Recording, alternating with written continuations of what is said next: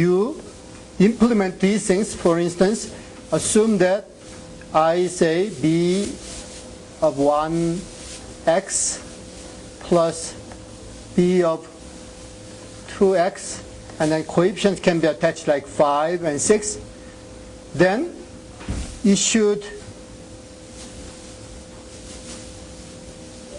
be, the value should be given. For instance, if I say plot this kind of thing with appropriate range, then it should be sketched, right? 0 to 2. Then you should sketch the B-spline. That's all I want. Of course, this B-spline is a B-spline defined on the summary note, and you don't have to do other things than just implementing B-splines, just like this. Assume that you say sine x, and then you plot it.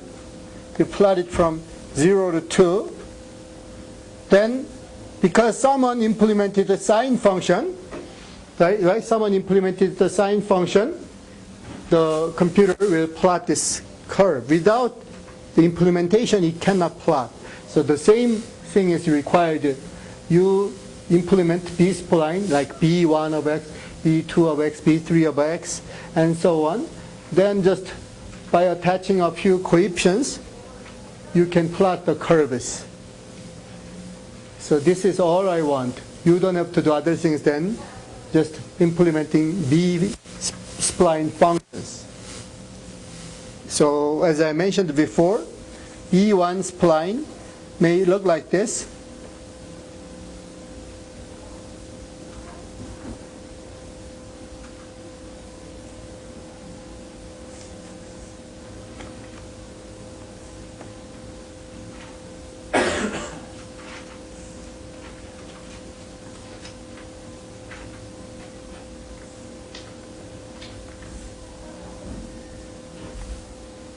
So this is a B1 spline, and then B spline is similar, but it has shift curve, right?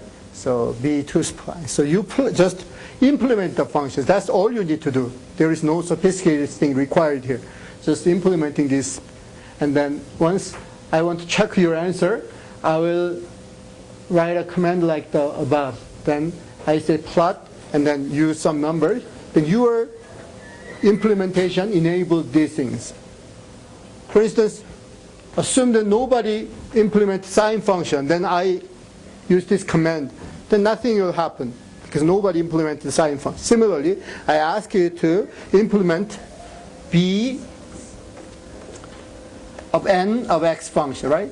This is the highest position location, right? 0 or 1 or 2. So B1 of x, B2 of x, and so on, you should implement. In the past, like over 25 years ago, our institution received a used computer from airline, and it didn't have trig functions. So students tried to implement stuff, but there were strange errors. So people couldn't understand why it happened. But later someone tracked down the source of the error, and the reason was this one. The Pascal we used didn't have the function part of sine or cosine. So it caused a problem. So what I want you to do is implementing B function.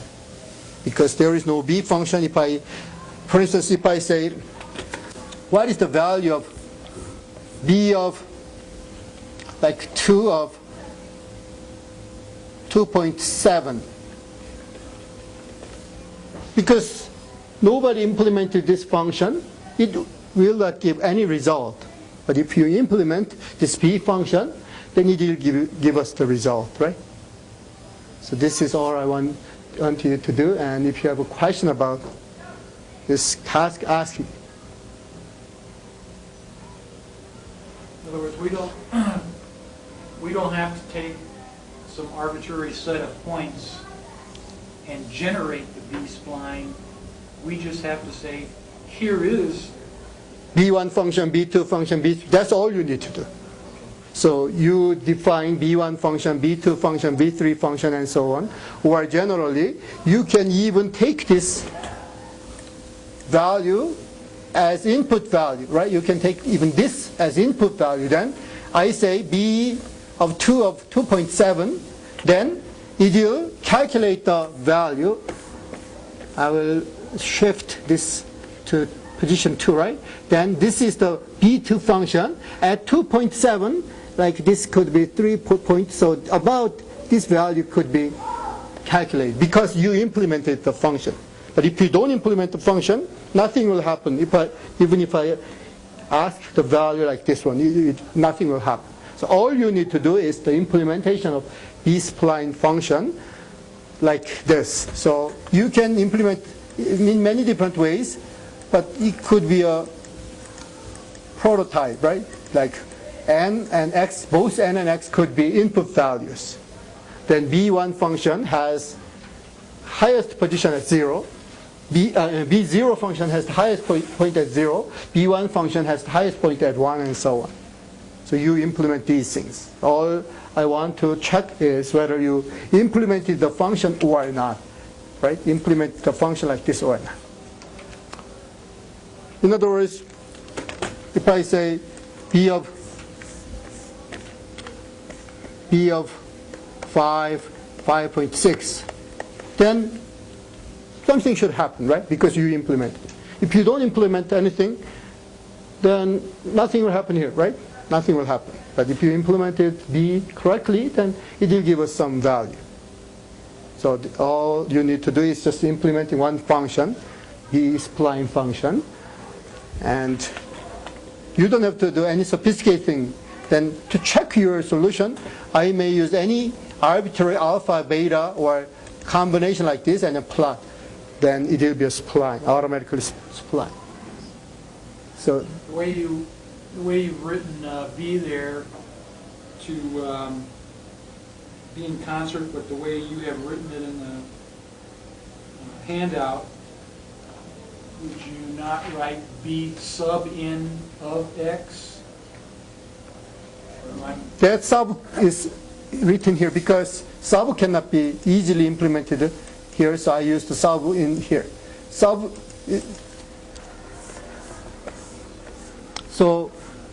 B sub 1 of x is, how can you implement this part in programming? So I inserted these things in the function. Yeah.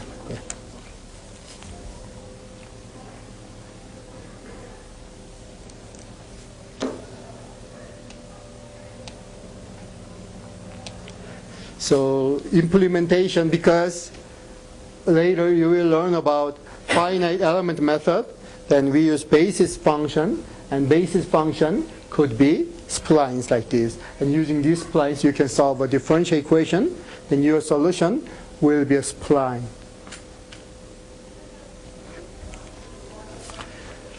So let's briefly review one more time, and then if you don't have a question, then I will continue. But if you still have a question, you can ask me. So let's review the homework part.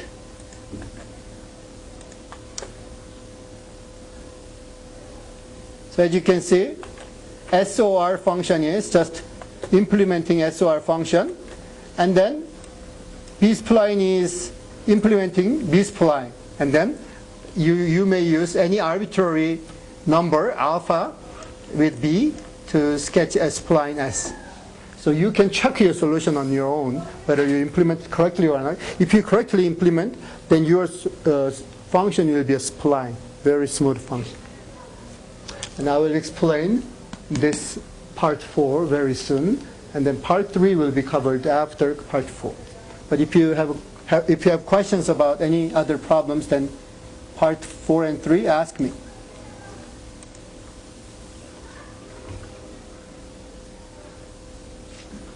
So in some sense, it should not take longer than like 10 minutes to implement B function, right? And then just to check, you may use any number like 5 and 6 to really plot something and check whether it really plots spline or not. Why? Because B function is not even complicated. As you can see, B function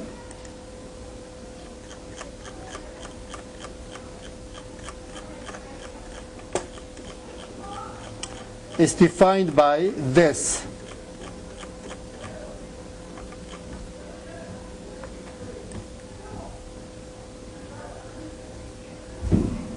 Right? Just these essentially 4 lines, right?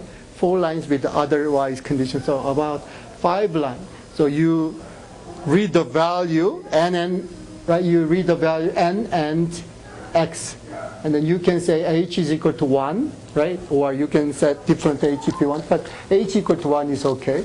And then you can calculate these values, and then you can say x0 is 0, x1 is 1, or so, something like that, and then just implement these these lines.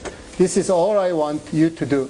Or yeah, right, I ask you to do. So implementing these.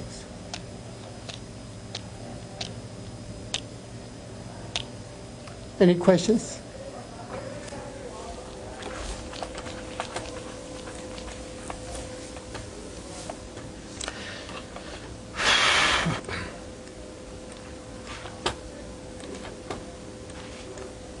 Then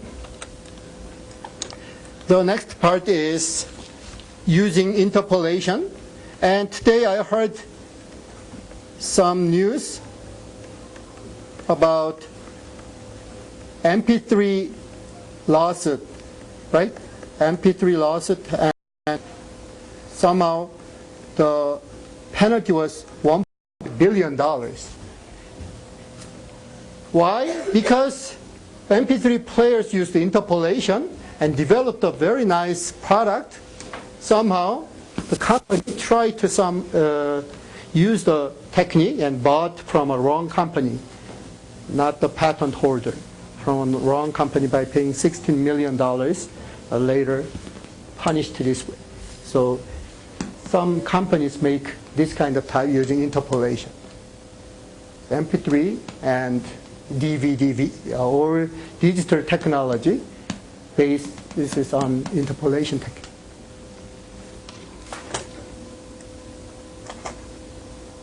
So interpolation is extremely important. Why? Because this is the situation. In real situation we have curves, right? In real situation you have curves. Curve could be some music representation, right? The curve could be some music representation or some figure like postscript or something. Then to store this kind of information, we can use point information, right? We can use point information. In other words, in the past people tried to break this up and then store the information using some method, but the method might be very rough because if we magnify or shrink, the representation may be very bad. It pixelated, so it is not a good idea. And to avoid this thing, people who learned mathematics developed interpolation ideas to implement these stuffs.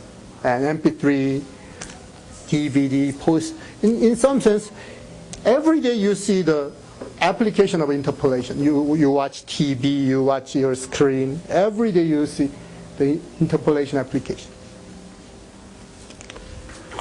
So we covered a few basic things last time, and today I will mention about the relation with these things and multiplication. Assume that we want to multiply 1, 2, 3, 4, 5, 6, 7, 8, 9, 10 by 1, 1, 1, 2, 2, 2, 3, 3.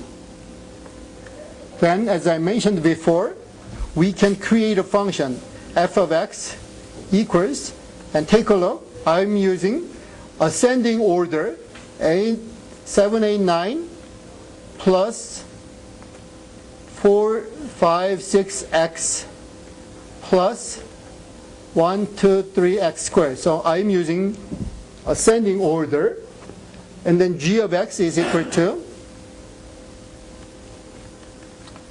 3, 3, 3 plus 2, 2, 2 x plus 1, 1, 1 x squared. And how can you multiply two numbers? We multiply two functions instead of two numbers. So we multiply two functions and call this function m of x. Right? Instead of really multiplying two functions, we interpolate m of x at convenience points. We interpolate m of x. So I will write the full description.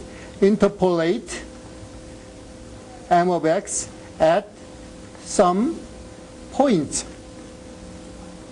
This is the idea, right? So I chose, take a look, because we have second order function multiply second order function. It should be fourth order function. To interpolate fourth order function uniquely, we can use 5 points, right? By 5 points, we can interpolate. So this is the idea.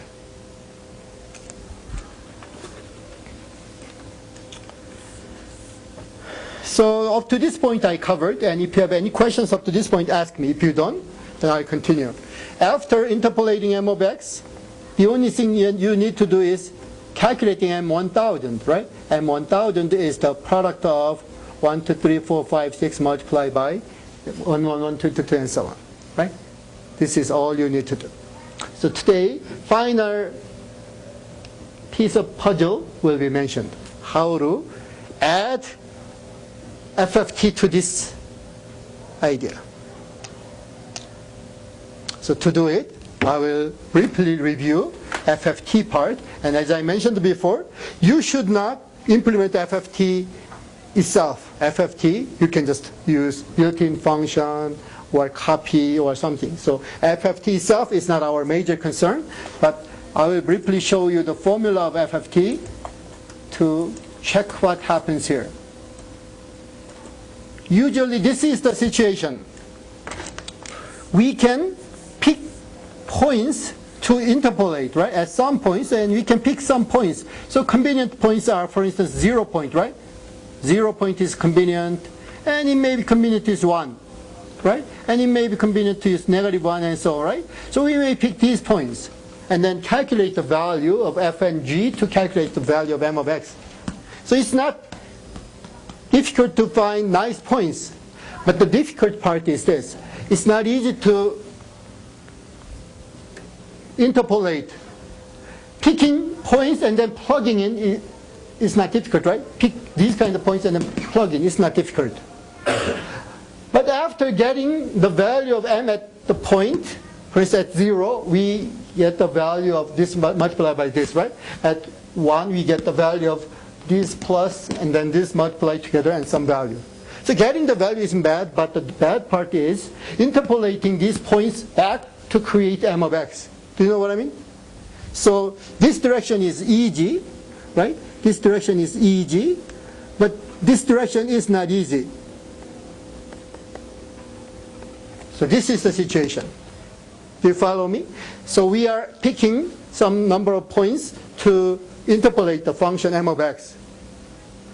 Picking random points is not very bad. So you can pick these kind of points. But assume that you pick points this way. Then after picking the points, how can you interpolate m? It's not easy. So to avoid this problem, people chose FFT. In other words, we don't pick these points. We pick FFT points. We pick FFT point, generally this point. We pick these points. So we pick this point with varying k. So we pick this point with varying k. For instance, we pick power 0, then 1, right? Power 0, that is 1. We pick 1, then this one. We pick 2, and this one. We pick 4. Then, as you can see, straightforward direction is not difficult, right? It's not difficult.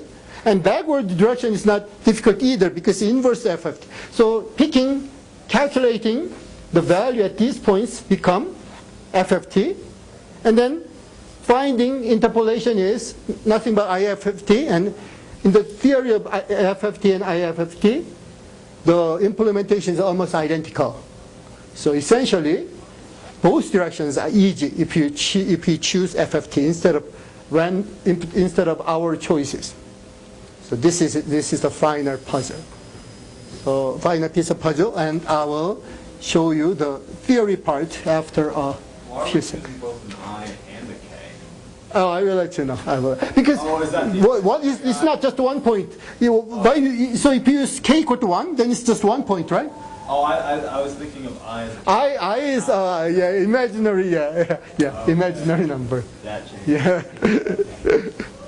I is an imaginary number. Yeah, I missed that. I've been using I as a counter. So I is not index. K is an index, n is given by the number of points. Right, got it now. So this is it. So big N is 5, right? Essentially 5, right? Essentially 5, but like using more numbers than 5 doesn't hurt. Like you can use 8 because some FFT has no implementation for numbers other than 2 to the power of n. For instance, if you use some built-in function not allowing general n, then you can use 8 instead of 5. And like 5 is the optimal choice, but 8 is okay. Or even 16 is okay, or even 32 is okay. I mean, n is the minimum choice. Right, minimum choice. So because it's fourth order, it should be 5 or above. Anything 5 or above. So in MATLAB, you can use 5, but in Maple, you should use 8 in this case. So you interpolate the function at these points. But these points are artificially chosen. Instead of just 1, 2, 3, 4, 5, we choose this kind, and I will show you the reason. So once you see it, once you see the FFT formula, you will understand it. So this is the FFT formula. This direction is FFT, and as you can see, W defined here, right, is used here, right? W defined here is used here like a polynomial. Do you follow me? It's like a polynomial. I will use, instead of sigma notation, I will use expansion notation, then you will see it. So I will write this AK formula here. On this one, why is it 8? You said in Maple you use 8. Maple has implementation for 2 to the power of something. FFT,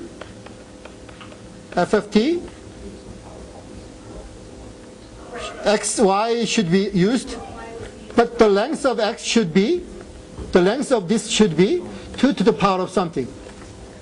So this is the situation. Yes?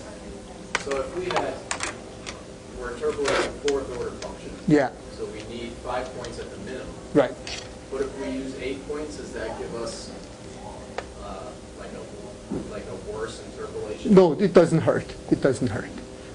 So this is the way, I will let you know how you do it. So this is m of x, right? M of x equals smallest coefficient C0, and then C1x, C2x squared, C3x cubed, and so on, right? And so on. And then C to the 7th, x to the power 7, right? And then we will get 0, 0, 0 value, right? 0, 0, 0 value.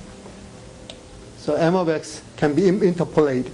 Then, as we did before, I will write the formula first. AK is equal to sigma notation is here, and then A0, right? A0, W to the power of 0, A1, W to the power of K to the power of 1, right? So I will use K and then 0. K multiplied by 0. And then A2, W to the power of K squared, and then A3, W to the power of K cubed, and so on. And then A, n minus 1, W to the power of K. I'm just using the expanded expression of the formula that I gave you, right? So I just wrote down these things. I wrote down these things.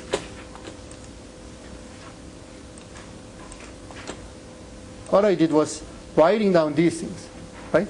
I just wrote down these things in the expanded form. And f of x, m of x now is equal to a0, a1, x, a2x squared, all the way up to a sub n minus 1, x to the power of n minus 1. So m of w to the power of k is nothing but ak. So this is the key. So m of x is generic. So m of x could be any function of this pattern. Then we have this kind of polynomial, right? For instance, 7, 8, 9 plus 4, 5, 6x plus 1 to 3x squared, right? This is the function, any function. Then instead of using our values, if you use w values, then w value can be plugged in, right? Instead of x, x is replaced by wk. X is replaced by wk. Then this is given. Then this is nothing but the FFT formula, right? FFT formula. Then the value that you calculate is a sub k. In other words, all you need to do is this one. This is a theory part. Even if you don't completely understand, you can implement this without any problem. How? So take a look. We have f function and g function, right? F function represent 1, 2, 3, 4, 5, 6, 7, 8, 9. G function represents 1, 1, 1, 2, 2, 3, 3, 4, 4, right? 3, 3 in ascending order, not descending order. Then you use FFT. Then you did calculate a sub k for f, right? And then this will calculate, if you use FFT, then you did calculate a sub k for g. Then we multiply the value of these two. We multiply the value of these two, calculate a sub k for multiple, right? Then afterwards, because we know these values at the result part, we can interpolate, right? We can use IFFT to calculate a 0. I mean, M0 might be better because I used, M is, right? M is A0 and so on. So I will use A0, doesn't matter because I already used it. So the multiple function is like this, A0 plus A1x plus A2x interpolated, right?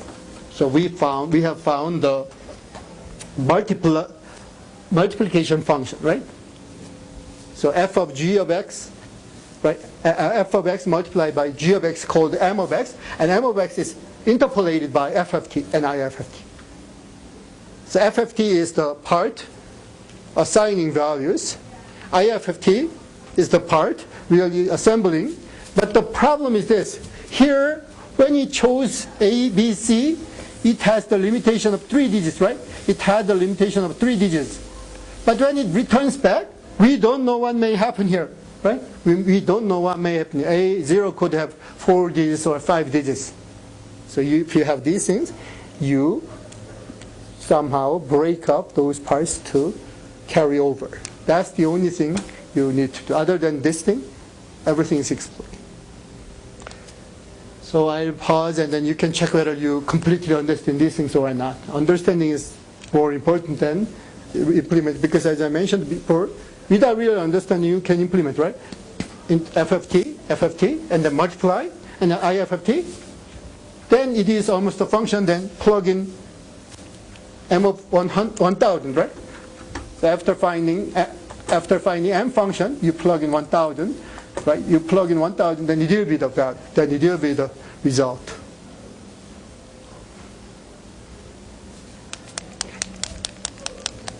So I completely explained everything necessary here. Yes? So we're going to have to break up our array into Ascending order, right? So I will explain that part. Assume that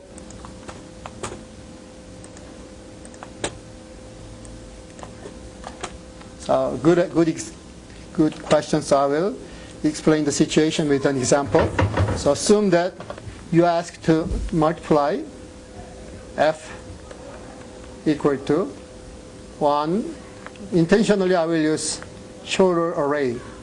2, 3, 4, 5 multiplied by G equal to 6, 7, 8, 9, 10. Right? If you are asked to do these things, then you calculate the number of digits, right? 5-digit function, 5-digit number multiplied 5 digits is maximum 10 digits, right? 10 digits. Or, this is not a good idea. Digit is not a good idea, so I will use order. I will write the function first. It is 1 x to the 4th, right?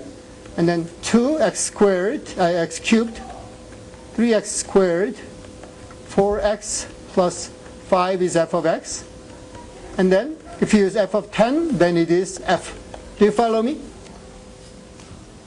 So similarly, we can do the same thing to g, but instead of writing it this way, we can write it this way. 5 plus 4x plus 3x squared plus 2x plus 1x to the 4th, and so on, right?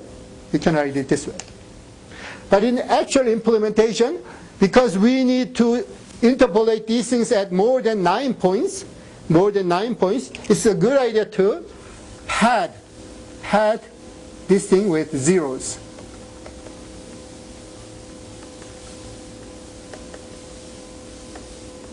And then pad with zeros.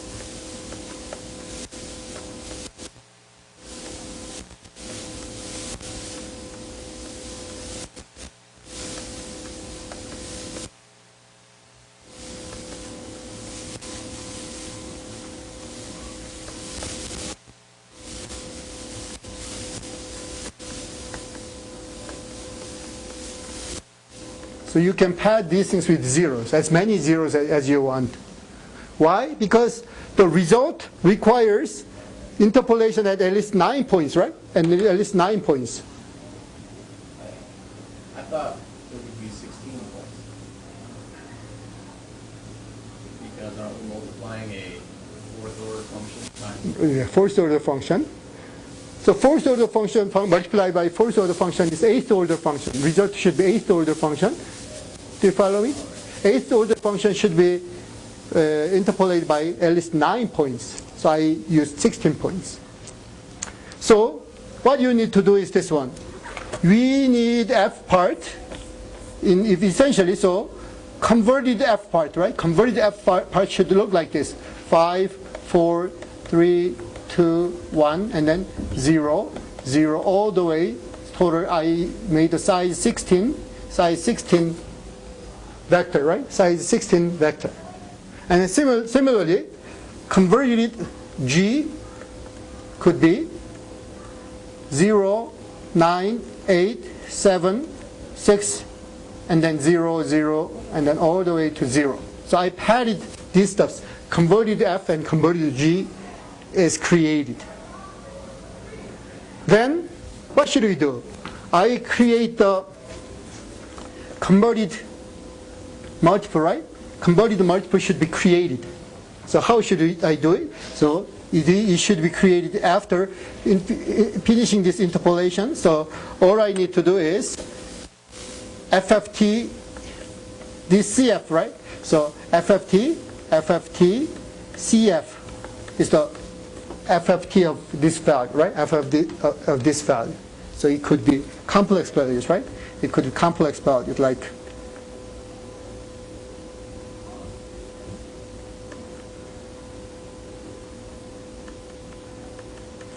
so it could be 16 values, right? It could have 16 values after FFT CF. Similarly, we FFT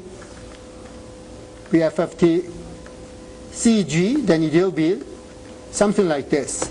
Roughly, can you add these things fast?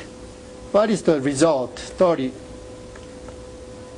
30, and then A plus B, A2 plus B2, right? So we have 16. So I FFT'd CF and CG, and then FFT of CM can be calculated, right? FFT of CM can be calculated. Multiple can be calculated just by merely multiplying 15 times 30, and then A plus BI multiplied by A2 plus B2I, and so on, right? So we can calculate the vector of length 16.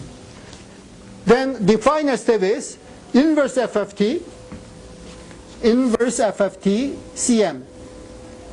CM, this is nothing but, inverse FFT CM is nothing but CM, right? CM is the inverse FFT CM. So inverse FFT CM, which is equal to CM, is calculated, right? So for instance, A, B, C, and so, right? Then finally, you plug in 10, right? You plug in 10. In other words, I will write it here. This means A plus BX plus CX squared and so on, right? And then this is M of X, right? This is M of X. So because of this, we use M of 10 to calculate multiplication of F and G. So done. So essentially, all you need to do is the implementation of these total 7 lines. So implementing by 7 lines, you can implement the multiplication of 2 big numbers. So please browse these things and check whether you completely follow me or not. And if you have a question, you can ask me. If you don't, then I will cover the next part. Yes? All right, so one of the things with, I don't know how to do this real quick and nifty in MATLAB, but we reversed the order. Like we started with 1, 2, 3, 4, 5. Yeah. And we went to 5, 4, 3, 2, 1. Uh-huh. Is there a real quick, easy way to reverse them? Do you know it? In Maple there was something, but in MATLAB? Flip left, right. I know I've done this before, I just can't remember. Maybe when you remember. I have no idea. But usually there are some functions handling that kind of thing. I saw something in Mathematica. In Mathematica we can reverse the order, but I don't know. But the idea is initially you don't pad, right? Initially, in fact, more detail will be explained briefly. Initially you don't pad. Initially, input is given this way. Input is given this way. Right? Input is given this way and this way. Then you don't pad, just flip, right? Just invert. Right? Just invert both to write it in ascending order. Right? So invert first. And then check the length of each vector. Right? Check the length of each vector. In this case, the top vector is the vector of length 5, right? So length plus length divide by multiply minus 1 is the minimal number that you can use, right? So 5 plus 5 minus 1, total 9 is the minimal number you can use. So in other words, you should use at least 9 and more numbers, right? More number. So at least you should pad up to 9 elements in each length, right? So you determine the number of elements that you need to pad, right? You should then once this is calculated, then you pad. So this is the first step, and second step is calculating the result length, right? Result length. After calculating the resulting length, you pad, right? Pad, and then you get like 5, 4, 3, 2, 1, and then many zeros, right? Many zeros. As many zeros as you want. Depending on your built-in function, you pad with zeros. So you pad them.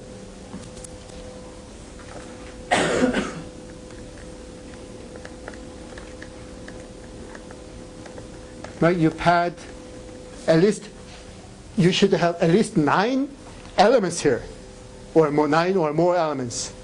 Then afterwards, you FFT, right? So you calculate the FFT of individual vector, right? So FFT of this thing calculate, right? FFT of this thing, FFT of this thing, right? FFT of 2 things should be calculated. And the next step is multiplying individually. So multiplying entry-wise, right? Multiplying the top element, right? So let's say here A, and I used A for different purpose, I will use different letters. So let's say P here. Assume that we have P here, P plus QI here. And then here we have M plus NI.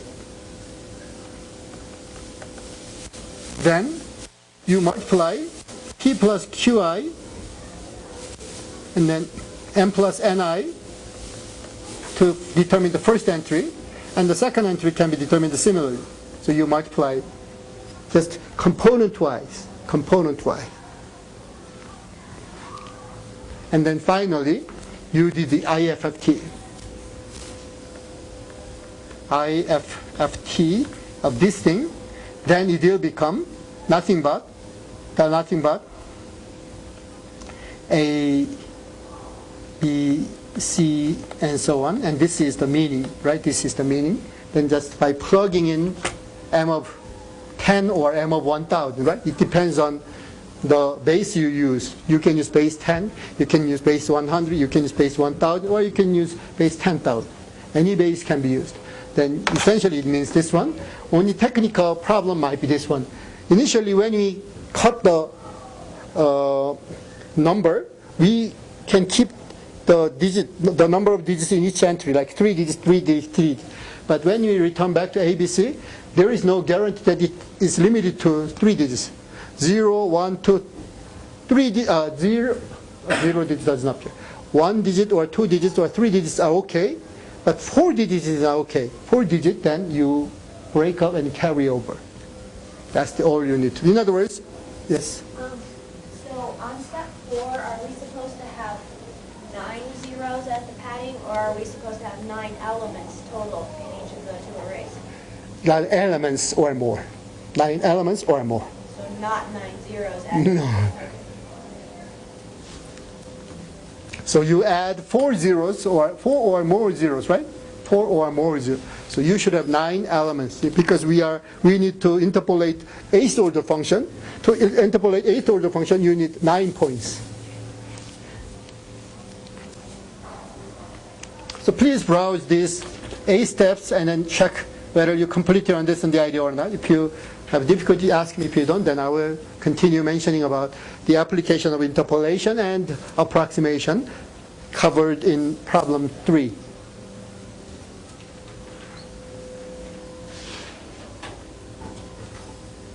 So in fact, large number calculation in coding uses this scheme. When 2 numbers are multiplied, even in Maple, this scheme is used. So extremely fast. Because take a look. Assume that you are multiplying.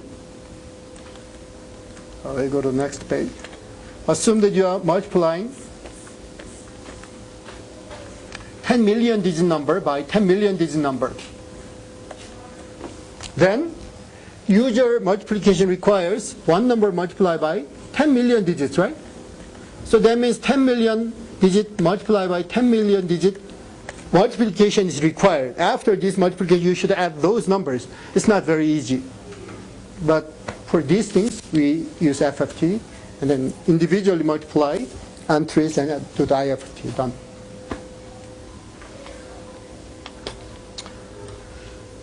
So essentially, I completely covered the.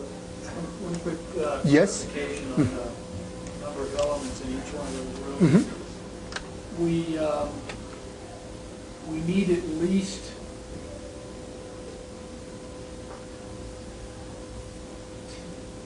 if we're multiplying a 5-digit by a 5-digit, we're going to get 10 in the result. But since we're doing an FFT, we need to pad the element, or pad the one vector, say F vector, up to a number that's 1 greater than, say, or any number greater than 2 to the some power. Or if you use MATLAB, you don't even have to worry about that thing. Exactly. Oh, really? Yeah. Maple does not allow IFFT of like 7 numbers. It doesn't allow. It should have 8 or 16, not 7. But MATLAB allows any number. Any other questions? Yes?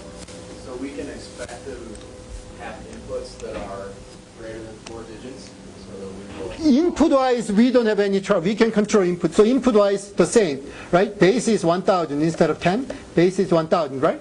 So input-wise, 1, 2, 3, 4, 5, 6, 7, 8, 9, and so on, right? This is the input.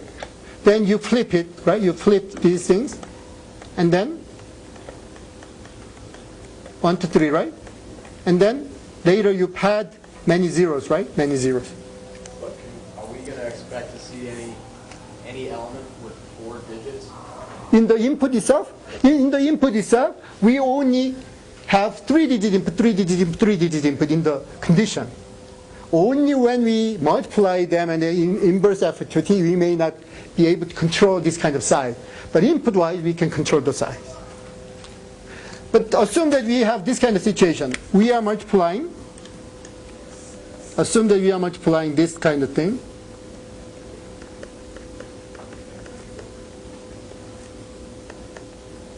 And I will be specific instead of general.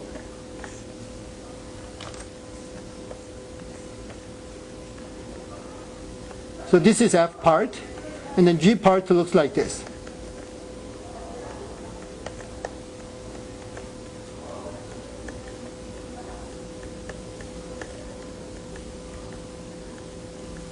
Right? Assume that we have this situation.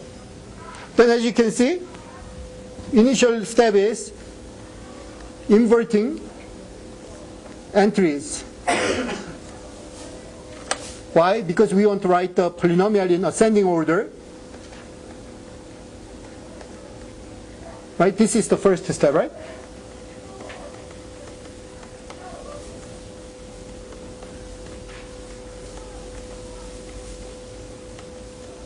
Do you follow me? So we should invert it. And then check the polynomial order.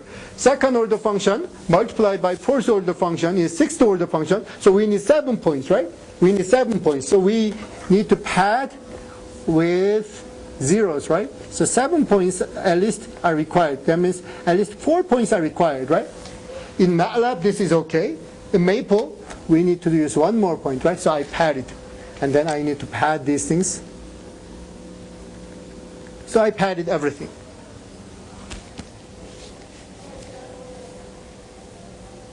So I created a function and G function in ascending order form, right? Even including 0 polynomial, right? 0 xn part. Then FFT moves to create some numbers, and then multiply individual entries, and then inverse FFT, and then plug in 10, or in this case 1,000, and we are done. So I completely explained everything, and check whether you completely follow or not. If you have difficulties in any part, ask. Why are there 3 zeros on the end? Well, I want to use length 8. Oh, is that because you would use Maple? Right. But anything greater than or equal to 7 is okay. Right? 7, 8, or 16, 32, anything is okay. Because 0, 0, 0 doesn't hurt.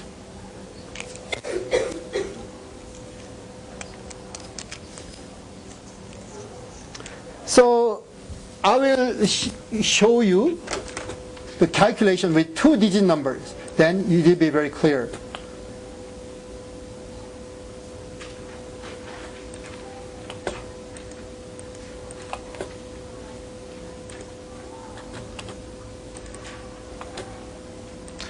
So I will calculate the easy multiplication. 1, 2 multiplied by 3, 4, right? It's an easy calculation. But using this, I can explain a lot of things. So let's do it. 1, 2 is implemented this way, with base equal to, instead of 1,000, just 10, right? This is the base. 1, 2 is F. And then G is 3, 4. So I will create converted F and converted G with padding together. So initially I will flip these things, and then I will pad. Because first order function multiplied by first order function is second order function, and second order function requires at least 3 points. I will use 4 points, so I will pad these things with zeros. Right, so I padded these things with zeros. Then let's do the FFT. So I'm showing you the full steps, not by programming, but by actual calculation. I'm showing you the full steps.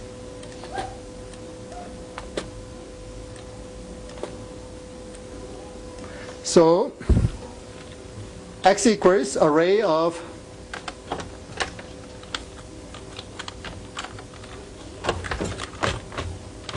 four entries with 2, 1, 0, 0. Fx part, right? Fx part.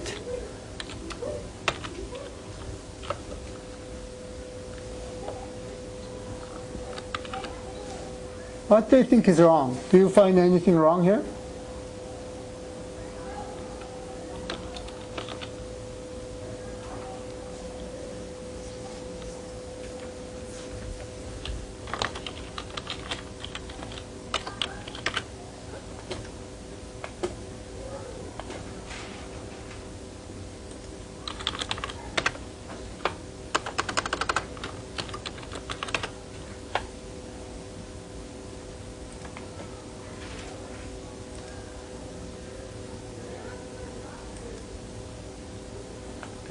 I somehow get a problem. Fx part is an array.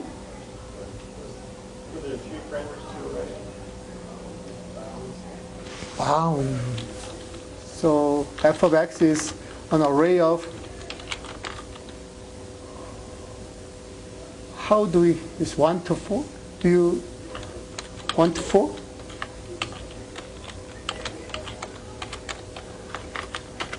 Great, thank you.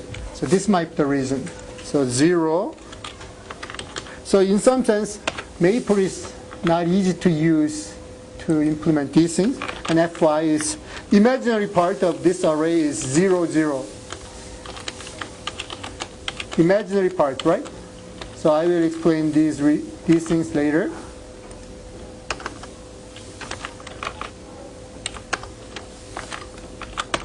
And then I will FFT, Fx and Fy.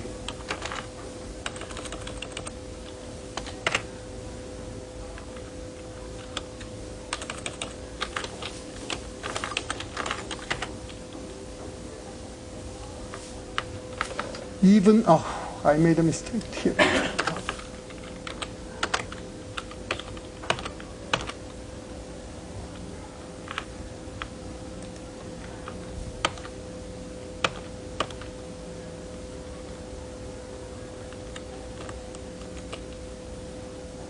I don't understand the,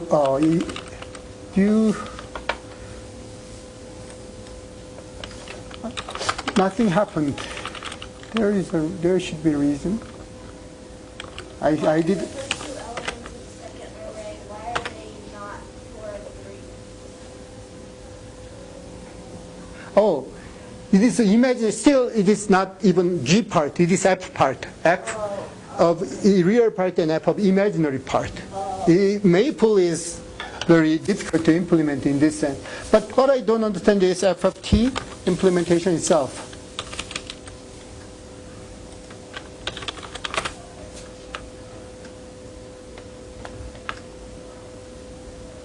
I do not know why it does not do FFT. Does any of you recognize the reason? 2 to the power of 2. There are 4 elements.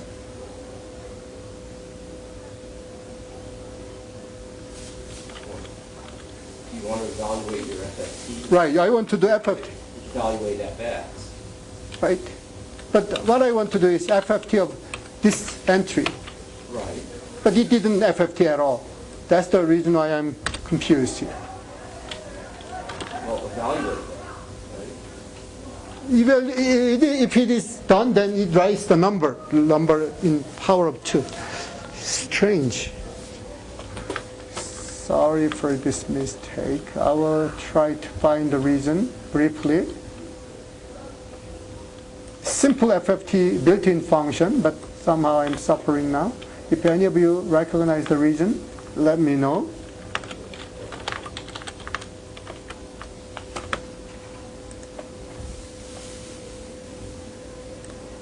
MATLAB FFT is better. MATLAB can handle it better. Oh, it was capital FFT. The major reason was capital. Oof. Done, right? There are 4 entries. So I will show you the result. So this is the situation. So I will write the result. So with this one, FFT CF, right? If we have FFT CF, then it becomes 3 plus 0i, 3 plus 0i, and 2 minus I, 2 minus I, and 1 plus 0, 1 plus 0i, and finally 2 plus I. So this is the result of the FFT of CF. If you use any FFT built-in function, you will get this result. So I will do the second thing.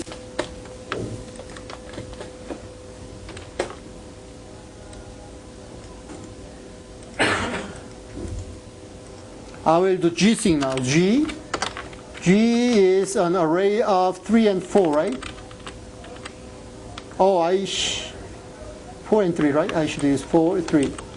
So this is used. And then G should be FFT.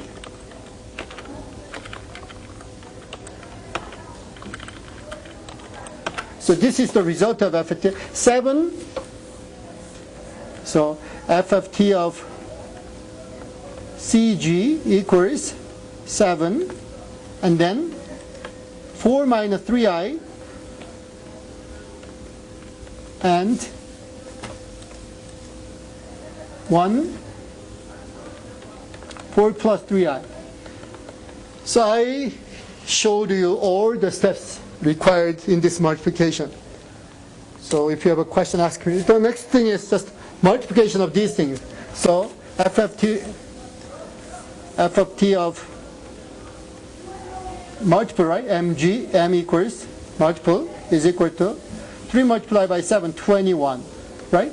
2 plus I multiplied by, 2 minus I multiplied by 4 minus 3 times I. 5 minus 10I.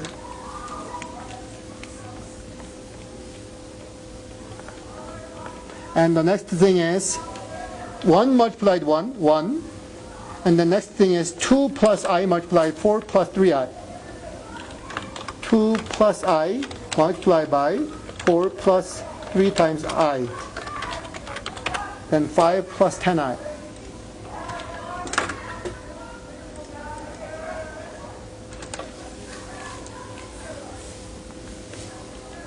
So do you completely follow me? So I completely showed you the steps, and the only thing remaining here is inverse FFT, and then creating a function. That's it. Inverse FFT.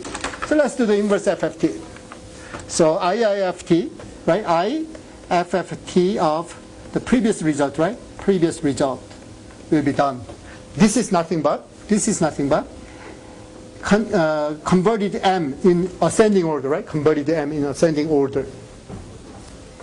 So let's do it. Then, so let's write it.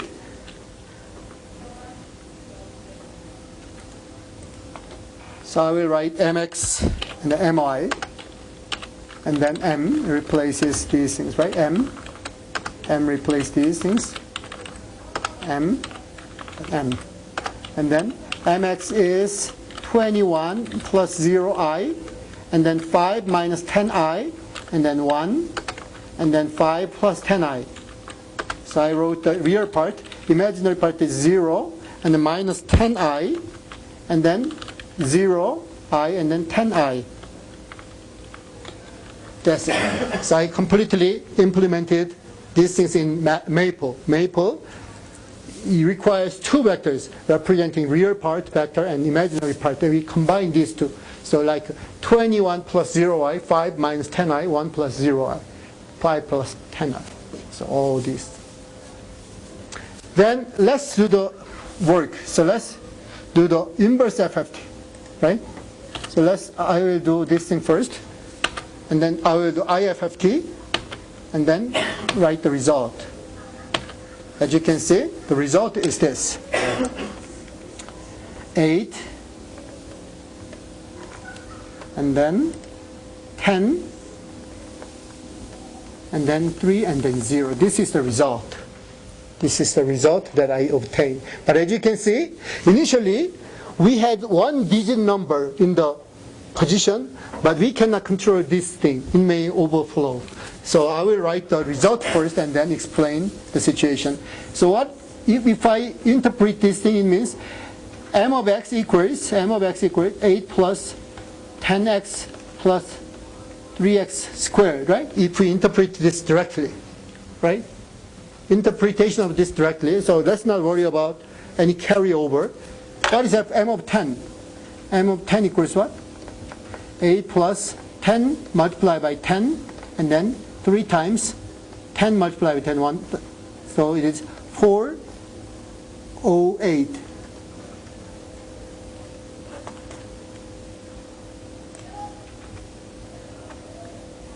So let's do 1, 2.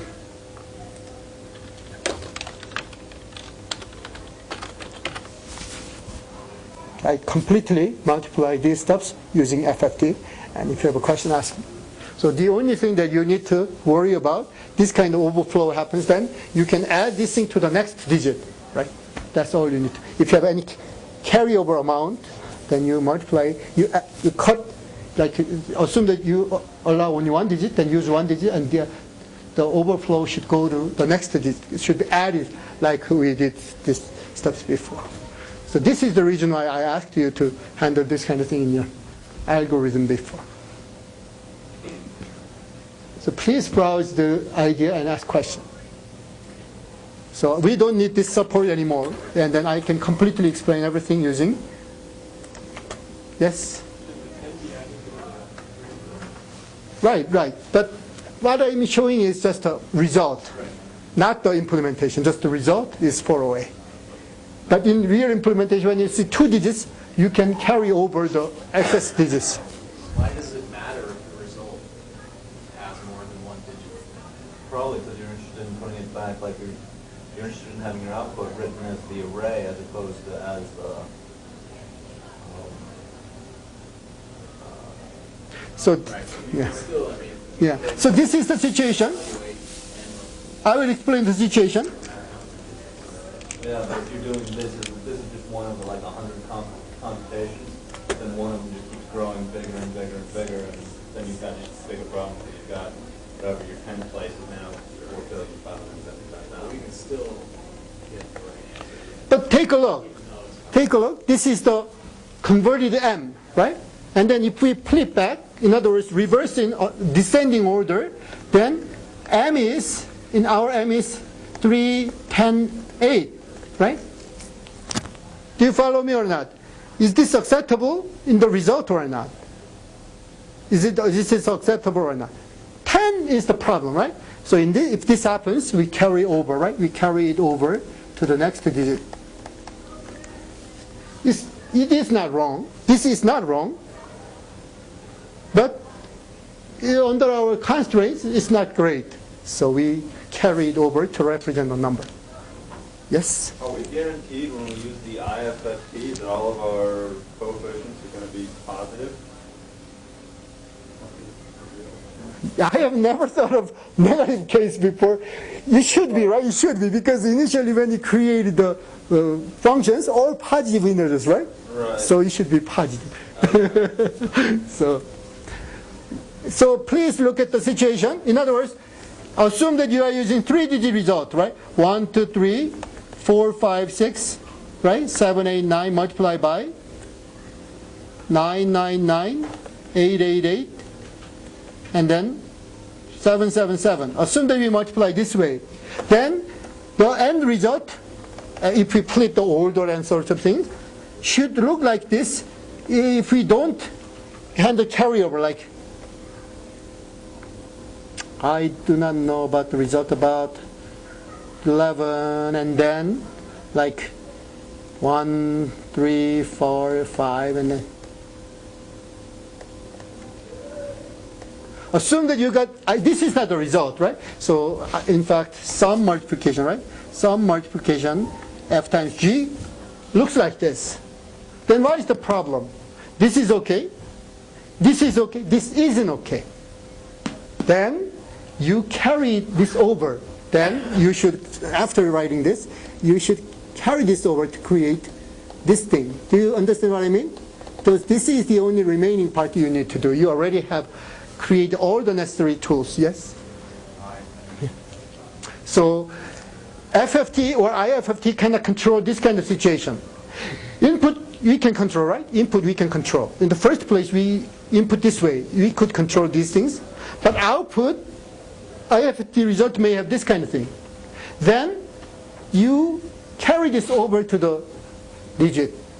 Or in this ascending order, you just move this to the right hand side in the first place, right? At this position, you may just move this to the right hand side, right? Carry. So I explained the necessary idea, and then you implement these things, but I will pause here, and then you browse all the steps that I did, and then ask questions. So I'm multiplying 1, 2 multiplied by 3, 4 with base 10. Base could be 1,000 like this, right? In this case, I use base 10. Then it is nothing but, this is nothing but, theoretically, 2 plus 1x or 4 plus 3x. Because of this reason, I used ascending order, right? 2 plus 1x, 4 plus 3x, and then padded. How did I decide this number? By checking the result number, right? Checking the result number. And then I FFT this thing and I FFT this thing to get this result, right? And then I multiply the individual pairs, right? Individual pairs to create the multiple FFT. Because it's the FFT the result, I inverse FFT to get this thing, and then interpretation directly creates the result 408, the result of the product. But as you can see, we don't want to see this kind of a representation in number, right? 3, 10, 8. I don't want to see 10, so we can carry it over to create 408, right? 3, 10, 8 is strange number, right? So 408. So we generally will also always leave our output as an array and not right, array. Back to the big hash. Just array. So input is given in array. Output is also given in array. So I completely explained the steps, and in my opinion, there will be no problem in most steps. Only implementation may have some trouble, like I experienced. Like when I tried to implement these things, I had trouble with these things, and then I had trouble with captor. So these things are small troubles that may appear. But theoretical part should not be difficult at all. So as you can see, interpolation is extremely important in modern science, in modern application. So there used to be students from electrical engineering learning this kind of handling. In fact, there is a special chip called FFT chip. In fact, there's a chip dedicated to doing FFT. So all this chip does is this one. You input any number of entries, right? Then it will create the FFT. It will create the result of FFT or inverse FFT. There is a chip doing this. So for that last example, we could have used a base of 100 just. Right. We could have used any base. We could have used 1 million. We could have used 1,000 or 10,000, anything. Right. I thought you could never go. Okay, never mind. That was when you use a C language in 32-bit integer system, right? But right now, people try very hard to create even 64-bit integers or more integers. So, but you don't have this kind of constraint. So any number of integers possible. Problem is this one. Your FFT is an exact FFT. It's not theoretical or exact FFT. In other words, your FFT may create approximate value. Instead of giving you 7, your FFT may give you 6.9999, right? Then you round off this kind of number. Do you follow me?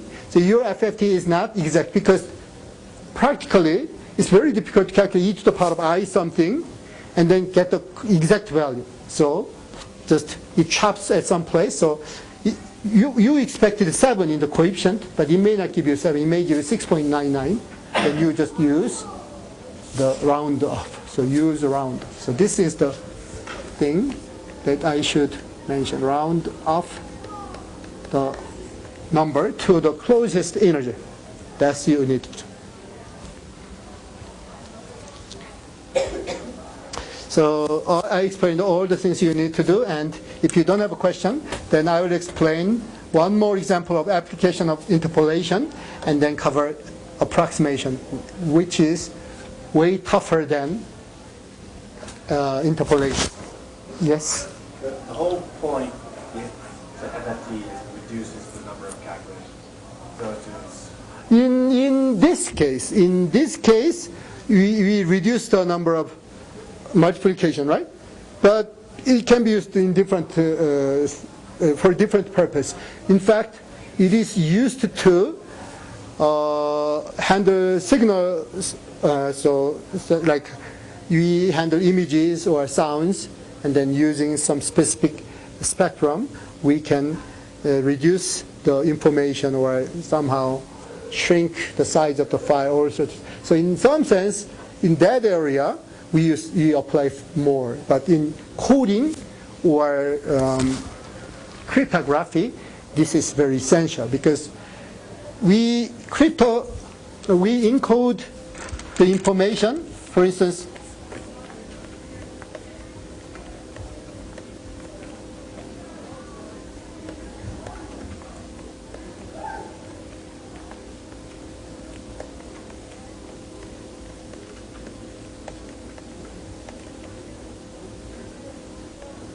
so assume that we want to send this message via internet or something. Then we convert these things to numbers. So B can be converted using ASCII or something. So B becomes a number, O becomes a number, and so on. So we may have numbers like this.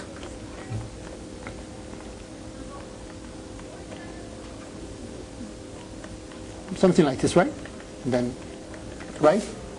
Then what we do is we scramble this number and then send a different number. So we scramble these things and then write some number like this. And then send it, and someone intercept, right? For instance, Al-Qaeda members may intercept our message, but they cannot interpret it. In this kind of operation, we need to have the exact value, not approximate value. User MATLAB do not handle real value calculation. So we may lose very important information in the calculation. So let's do it here.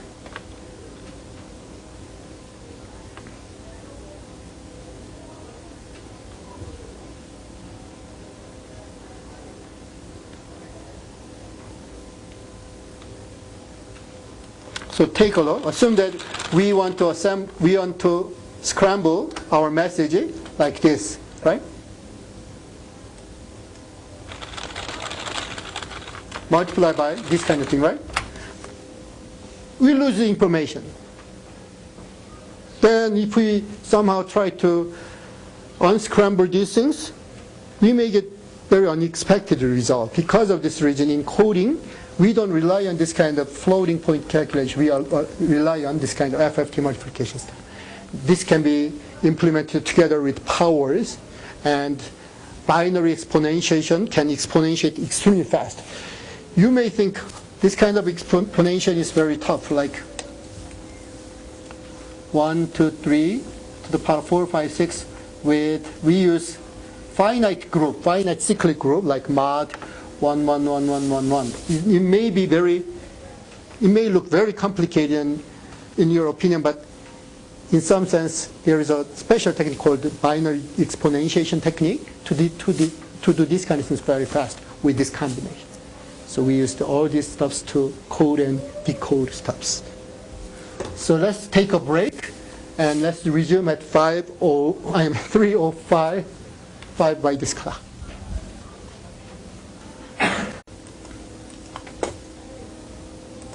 The final application of interpolation is in fact the one that you see every day. You see screen, right? You see TV, you see computer monitor. Then that means you see this work every day. So it all comes from very simple idea. Very simple idea. 1 cubed is equal to 1 minus t plus t cubed. Do you follow me? T is subtracted and added. Right? T is subtracted and added. But now it is a plus b cubed stuff. So it is 1 minus t cubed plus 3 times 1 minus t squared t plus 3 times 1 minus t squared plus t cubed.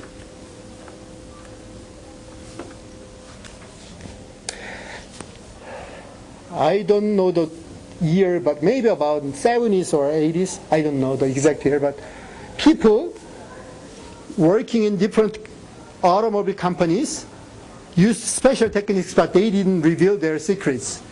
They used their special technique to create the surface of their car. And at that time, what they used is now called Bezier curve.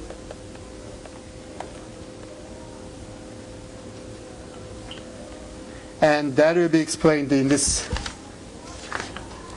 course. And I do not know about this. I don't know is Be or here. I don't know. In any case, Bezier curve. And what he used is this one. We attach maximum 4 points to these numbers. So we attach 0.0, 0.0, 0.0, 0.1, 0.2, 0.3 to these things. So this is what Bezier did and did not reveal. And the other company had another person doing similar thing. But Bezier is the first one who published his idea. So roughly this is the Bezier curve, right? So Bezier curve is P0 times 1 minus t cubed, and then 3 times 1 minus t squared t times P1 multiplied by, and then P2 times 3 times 1 minus t cubed, and then P3 times t cubed. Then I have a quick question. Assume that time moves between 0 and 1, right? Time moves between 0 and 1. When time is equal to 0, what point does it hit? When time is equal to 0, where is the point? When time is equal to 0, what happens? P0, right? When time is equal to 0, this is 0, this is 0.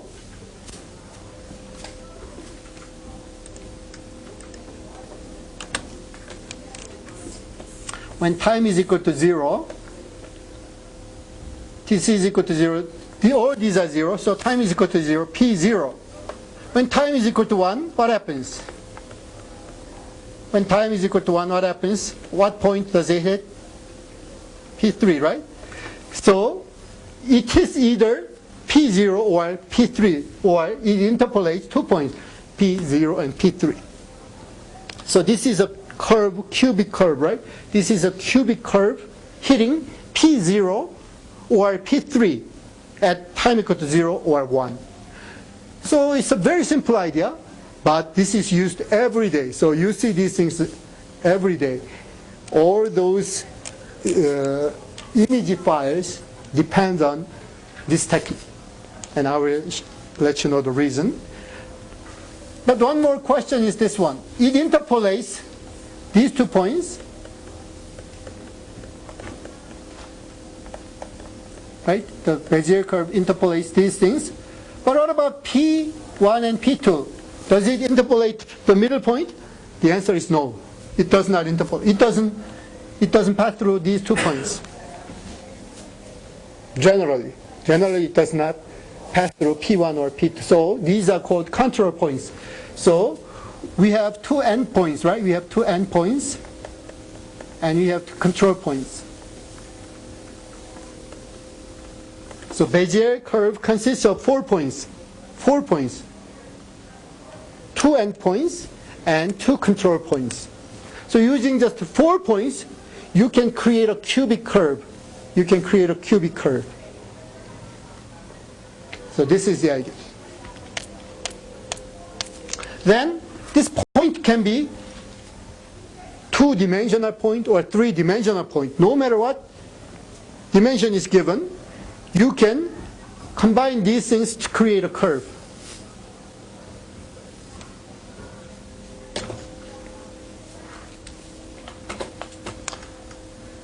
So this is the idea. Assume that you pick P0 here, right?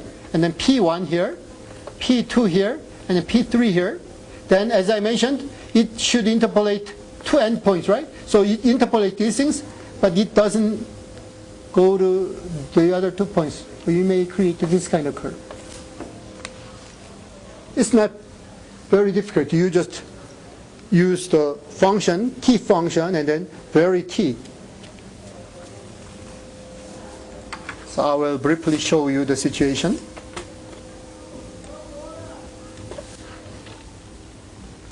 So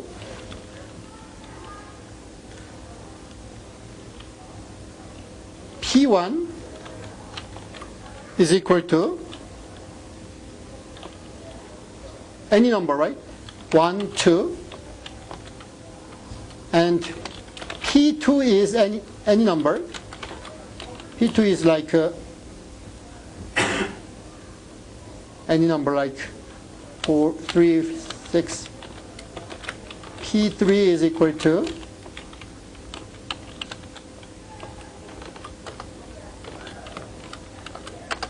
and finally P4 is equal to,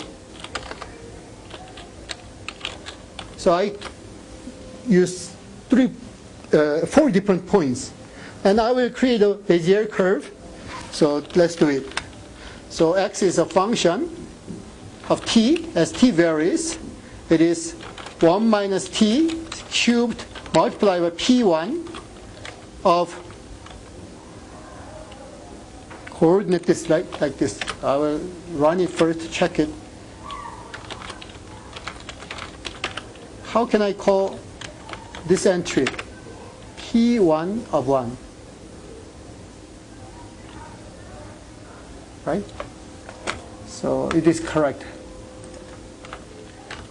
And then 1 minus t 3 times. I'm showing you the implementation part. 1 minus t squared multiplied by t multiplied by p 2 point of the first coordinate, and then 3 times 1 minus t multiplied by t squared multiplied by p third point of, I used 1 based index plus p4 t cubed multiplied by p4 of first. Do you follow me? So I implemented this thing for the x-coordinate, right? X-coordinate. And then I will do the same thing for the y-coordinate. So I will copy these things and then replace 1 by 2.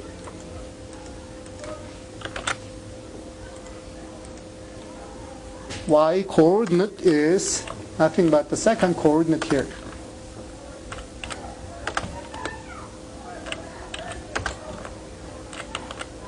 Then I will plot this thing from 0 to 1.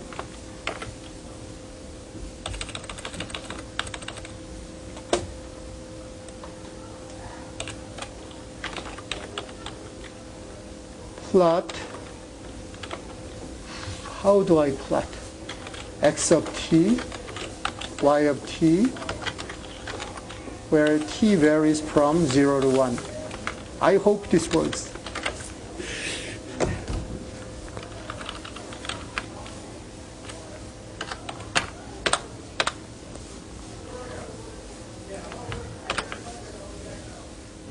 C plus. So it's not even difficult, right? Did I take long time to plot this thing? So let's change the points. So you may pick any points here. You may pick any points here. So you may pick, I chose 1, 2, 3, this kind of thing. So you may change the points. So what do you want to use? Any number can be used. 5, 2, 1, right?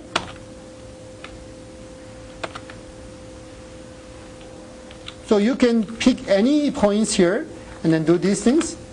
And I will join these things so that it can calculate everything all together. So what's the advantage of these curves other than they're very pretty? Yeah, I will explain the reason very soon. Right after showing you the implementation part, I will let you know the reason.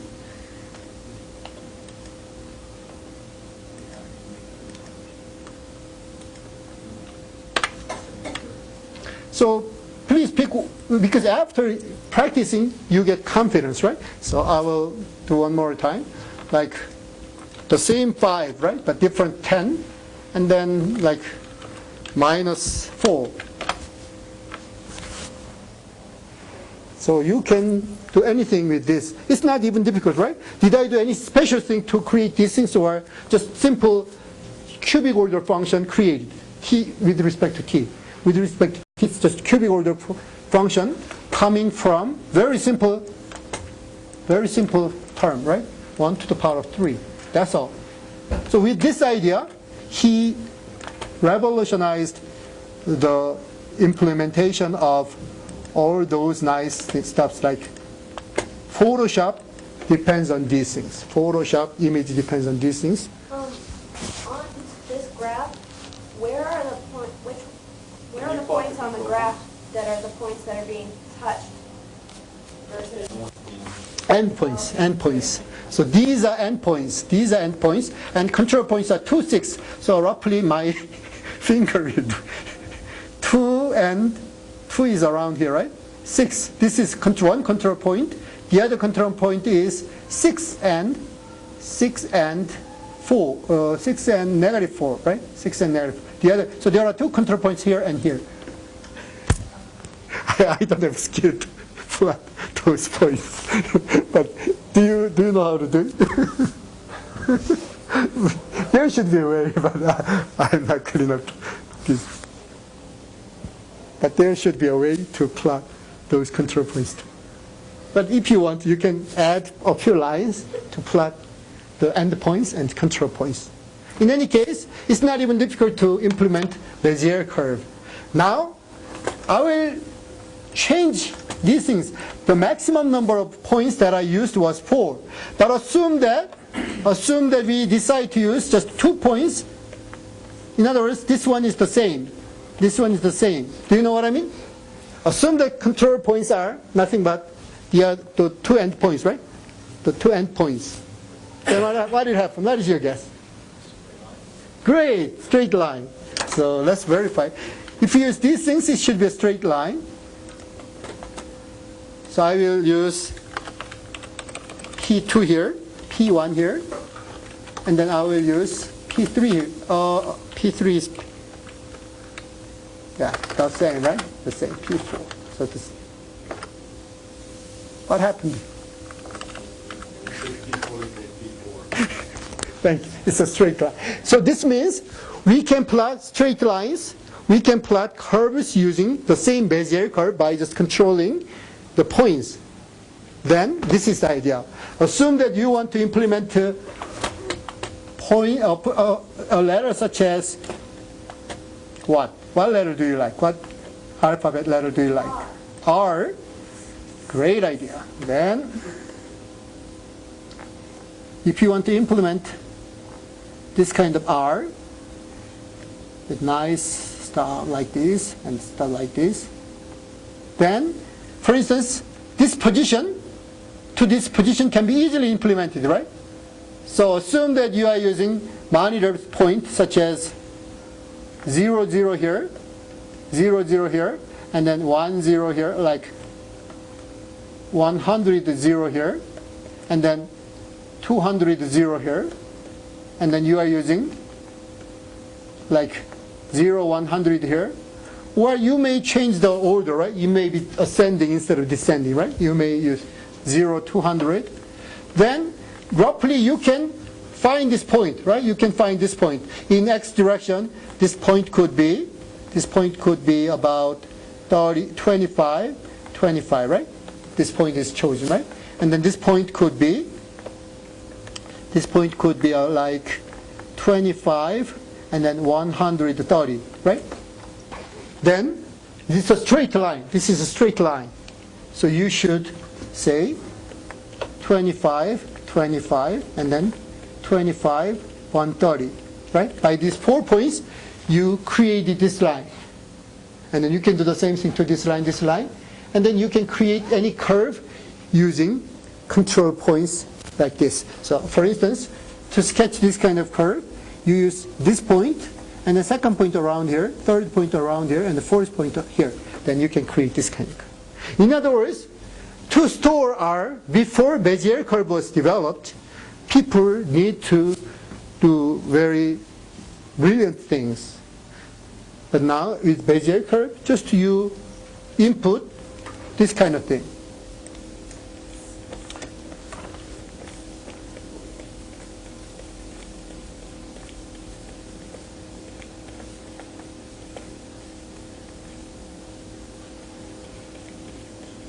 Then this means this line, right? This means this line. Right? And then you need the next line, then similar thing, right? Similar thing. And then you need this kind of round stuff, then you use control point to do it. So by just numbers, you can create a shape. You can do the shape. And this is used in all image file. In one form or another, this is used. And as I mentioned, current image handling file use this thing, video, image, MPEG, and all those stuffs use this window media file. Yes? So if, for example, I decided to create a new alphabet, is there a way to optimize, like if I just drew something and put it down there, is there a way to optimize it, or do you just kind of have to play with it yourself and move control points? The designers use special equipment to do it. For instance, we don't really write numbers like this. So designers has the position recognition device, right? And on this position recognition device, the designer used this point and then this point and this point, and then they create a Bezier curve. And then if the designer doesn't like it, erase it and then create different points. Then it create different shape. So each point it stores and then play with right, play. Way to use the Bezier curve to fit like we did, right, like we do with something else to get the best fit Bezier. Right, best fit, and then it is stored in the data. And then if you slant it, then you just move points a little bit, right, accordingly. Then it slants, or you can boldface or so. This is in fact used in PostScript file, and actually PostScript file has the pattern like this. So it says, so some command like start at this kind of point and then 25, 25, and then afterwards it doesn't record this point, it records these things, 25, 25. It's like move to, and then 25 and 130, right? So, and then this point is assumed, and then the next position, right? 25, 130 is assumed, and then 25, 130, because it's still a straight line, right? And then this kind of thing, like 52, 130, 52, 130. And then this is assumed in the next point, so we are creating the shape, and then after a bunch of numbers like these, we just say fill, right? Fill this inside part, right? Then you create R shape. So this way people created all fonts and so. So these are all patented. So if some company uses these things without paying, they may pay $1.5 billion in the future. So all mathematical idea means money. So we're learning stuff we're never allowed to use. Patented stuff you should avoid, but you should create your own. After learning stuff, you create your own. So roughly this is it. So interpolation isn't just finding a function. It is used to store something, image especially, image or the sound, right? In the past, we had hard time to mix stuffs. So image and sound can be or combined together, then this kind of mixture cannot be easily decomposed. So in the past, people break up the image part and sound part and send these things differently. So something came with like network 1, something came with phone line, then usually there is a mismatch. There is a mismatch. It happened even recently I saw these kind of things. Someone plays violin, and after doing this, no sound, but about 1 second later, I heard the sound. The major reason is this, because when we compose image and sound using these kind of techniques, mixing these things somehow interfere stuff, so it's not a good idea to mix these. So roughly, you now know the importance of interpolation, and I gave you 2 examples, FFT and i.e. Bezier curve, and Bezier curve is extremely important. So in some sense, you are knowingly or unknowingly seeing the application of Bezier curve all the time. Every day you see this is at least one. Even the shapes, yeah, any nice image is created by Bezier curves.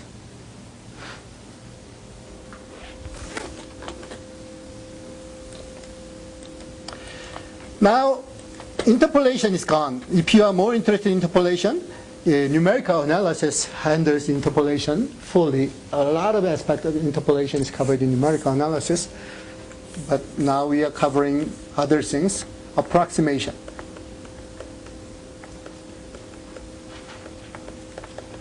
Interpolation itself is an exact science. Approximation is not. So interpolation should satisfy condition, right? It should pass through the points, or it should pass through 2 endpoints. So this is the interpolation, and this isn't. So approximation and interpolation are 2 different things.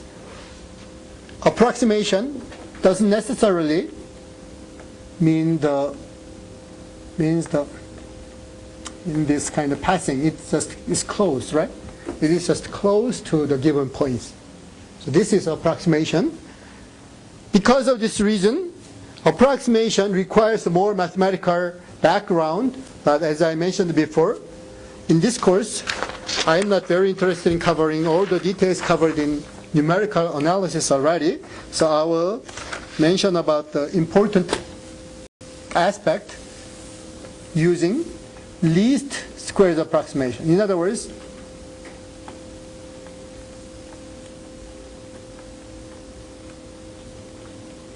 there could be many different approximations, such as minimax approximation or some other approximations, but we do not want to cover all possible approximations. Just least squares approximation. What does that mean? It means this one. Assume that you have points. We have set of points. And we decide to use, for instance, first order function to approximate these kind of points.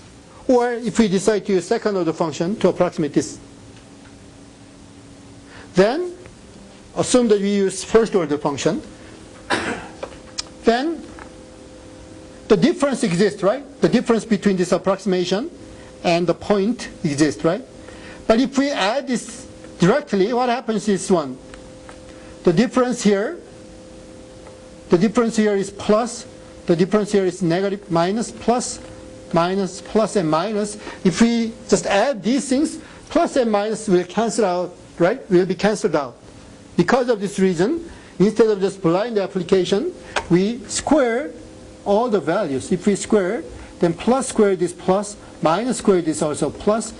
So if we have great distance somewhere, it cannot be cancelled out, right? So we square these things, and then we add these terms, and then minimize this kind of square, right? So it's called the least squares approximation. So least squares approximation is the one we will study in the course, and then we will finish this numerical technique part.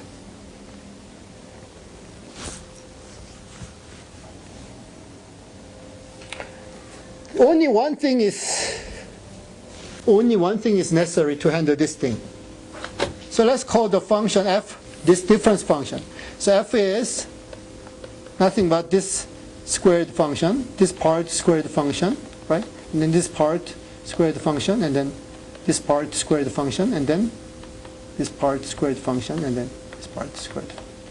So I want to minimize this f. I want to minimize this f. Then there are two possible terms we can determine. This function is usually written in this form. Y equals a plus bx. Y equals a plus bx is the representation of this function. And f is nothing but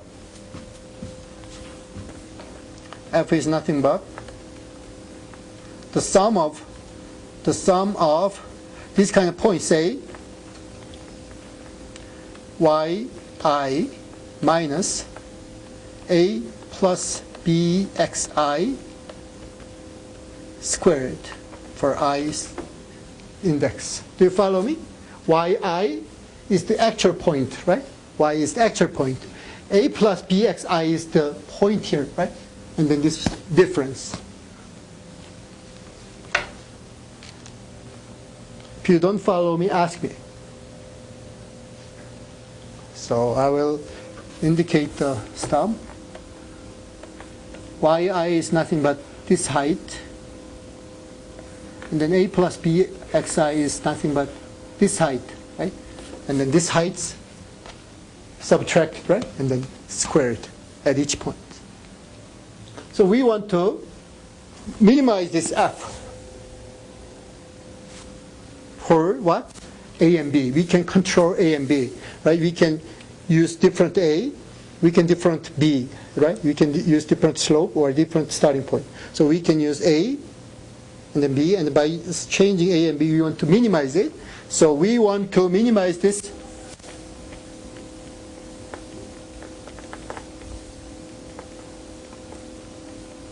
with respect to A and B, right? So this is our goal. If you have a question, ask. So we can change A and B to minimize this difference. Then, what you need to do is, using calculus 3, minimal means partial derivatives are zeros, or gradient is equal to 0. In short, gradient is equal to 0, right? Gradient with respect to A and B is equal to 0. Then, for each, we can create an equality, right? This is itself an equality, right? And this is an equality. So we create two equalities with two unknowns, then we can solve it. So let's do it. If we differentiate this with respect to A, then partial f partial a is equal to, if you differentiate it, then a 2 is here, yi minus a plus b xi, and then by the chain rule, the derivative of a gives us minus 1, right? And then this should be equal to 0. Do you follow me? And then 2 and minus 1 can be divided on both sides to create a relation.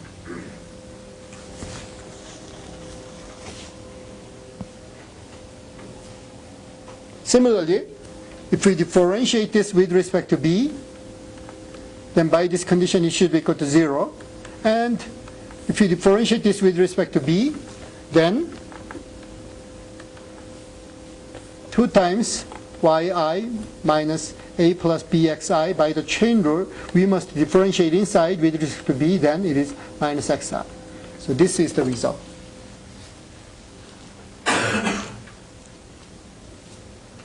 Then we can split these things into different sums, right? This sum, this sum, this sum, right? We can split these things into different sums, and you can split these things into different sums. Xi multiplied by yi, right? A multiplied by xi multiplied by xi with b, and we can split these things into different terms, create a system. So I don't want to write down these things because it's all in the summary. I will go to the summary to show you.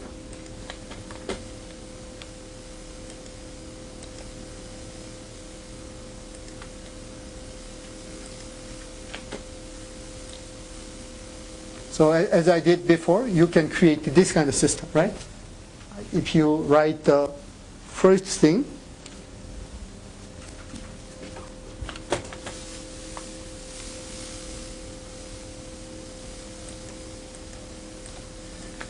if you don't get this system, let me know. If you don't get this system, let me know. This first equation, clearly arranged, right? And this is the second equation.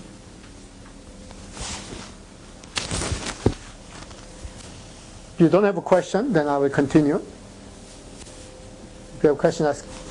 We use this same idea over and over and over again for different orders. So I will do one more time, and then you can do the final thing, hardest thing. Assume that you want to approximate the function using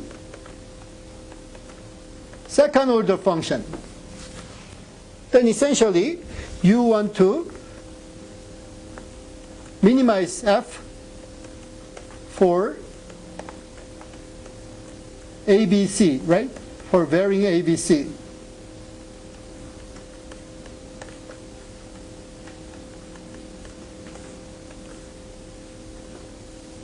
Right? For varying ABC, you want to minimize it. So gradient f equals 0 means partial 0 is equal to partial f partial x, then, as you can see,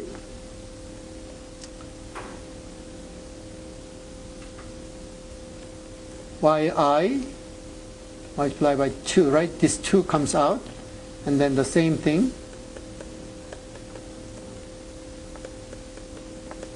And then the derivative of this with respect to a gives us negative 1. So we can get this relation, and this can be rewritten by splitting the sum, right? By distributing the sum. And similarly, I said A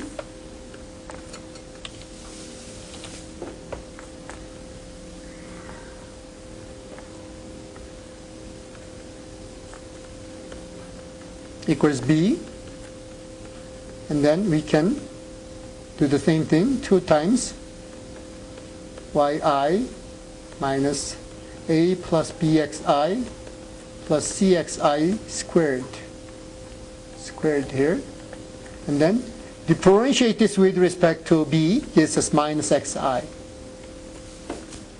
And finally, differentiate this with respect to c.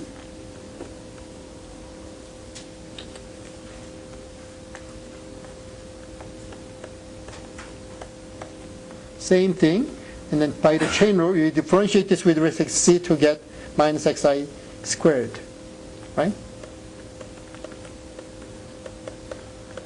Then, as you can see, we can break this up. We can break this up by using different sums. Then we can get this kind of relation. We can get this kind of, exactly this kind of relation. Right? Why do we have this kind of thing? Why do we have this kind of thing? So let's go back to check. We have yi multiplied by xi squared, right? Yi multiplied by x squared. That's the reason why we have this kind of stuff here. Why do we have x to the fourth order stuff? Let's check where do we get this kind of thing. X to, right? X to the fourth comes from this. And the third term comes from this. Second term comes from this.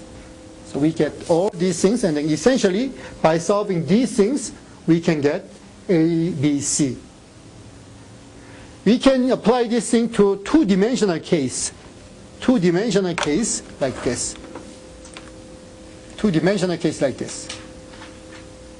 And then like this.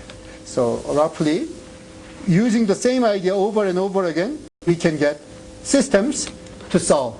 System of A, B, C, or A, B, C, D, E, F, and so on, right? By solving the system for A, B, C, D, we can do it. So essentially, I don't cover any sophisticated or theoretical approximation in the course. I just cover the simple case. And assume that you are asked to approximate the function by not just polynomial. That kind of thing will be briefly considered. Unless you have a question about these stuffs, polynomial stuffs.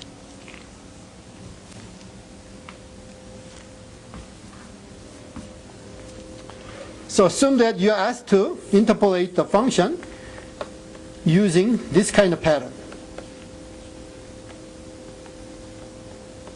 Right? You need to determine three stuffs. A, B, and C. Assume that you are asked to determine these three things. Then let's do it.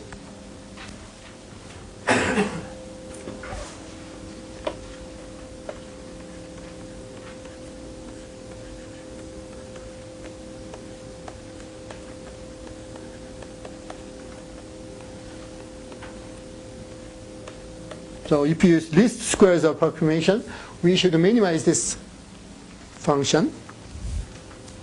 Then partial derivative of this with respect to A gives us what? A gives us what?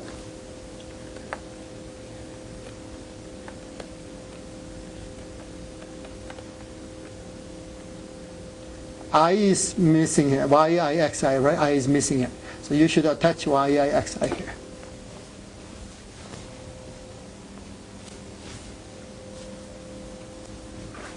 yi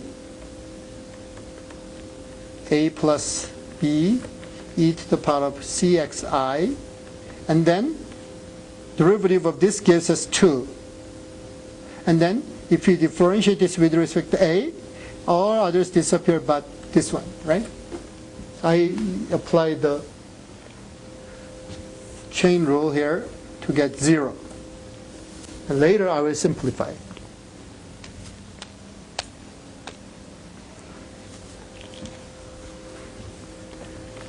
Similarly, partial f partial b can be done.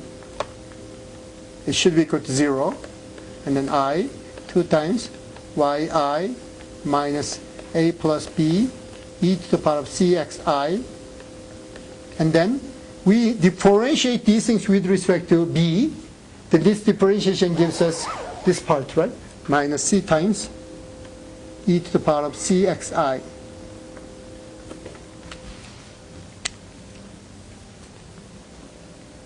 And then finally, differentiate this with respect to c.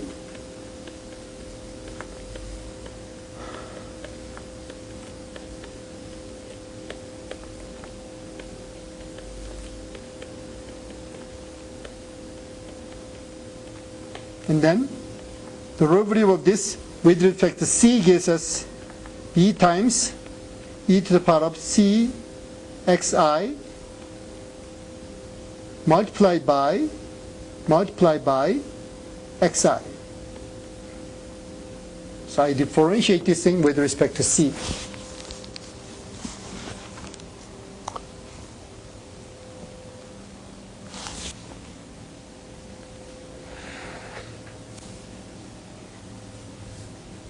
So to practice, please simplify these things by breaking up the sum. Please create 3 equalities.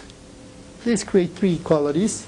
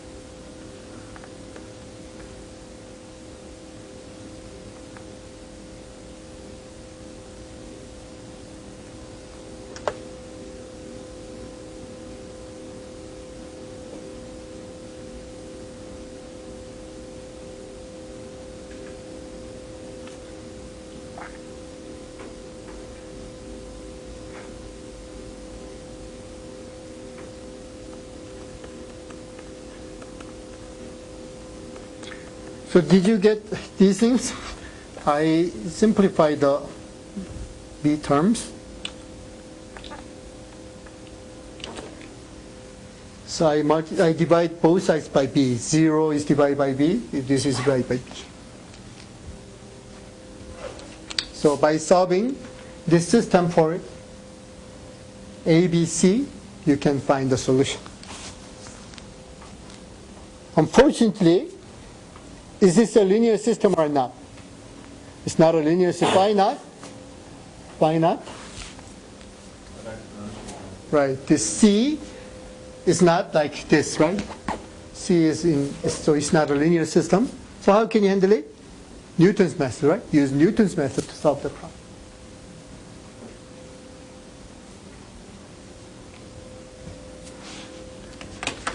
So I essentially covered all the necessary steps for the approximation. And if you have a question, ask me. If you don't, then I will begin to mention about differential equations, especially ODE problems. Later, we will cover PDE problems. Any questions? But before going any further, let's briefly apply the examples to find the least squares approximation. So according to this, to find the approximation for the points, all you need to do is adding 1 right? And then adding points as a coefficient b, and then adding y coordinates for the right hand side, right? This second step is adding x coordinates with the coefficient a, right? We're adding x squared term as coefficient b, and then using xy term. So let's do it. Assume that you are given the following points. So you may pick points. What points do you like? What points do you like? You may pick any points here. What points do you like? 1, 2. And what point? You may pick more points. 7, 8. And then what points? 4, 9. And what points? One more points might be good. 5, 5. So assume that you want to approximate a line, approximate these points by a line, right? By a line. Then you must determine A and B. So let's do it. So all you need to do is creating this kind of thing. A system, right? Solve a system with A times sum of points. There are 4 points, right? There are 4 points. Do you follow me? Plus B times sum of X. So 1, 7, 4, 9, right? 1, 7, 8, and then, so 17. And then equals sum of Y points. 2, 8, 9, 5, 24. So I created one system from this equality. From this equality, right? You add once, how many times? The number of points, right? And then you add x coordinate, you add y coordinates. So I create this here, right? I implement the first part. Now I want to implement the second part. So for the second part, we should use addition of x, right? I already did it. Addition of x is 17, right? So a times 17 plus b times what? 1 squared plus 7 squared plus 4 squared plus 5 squared. Do you follow me? And then right hand side is equal to x times, right hand side is x times y, right? X times y. So I will do x times y equals 1 times 2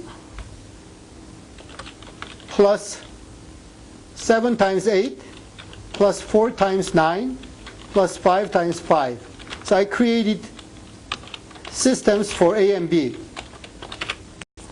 So I solved it. You chose 4 points. I found the approximation. I found the least squares approximation of first order. So it is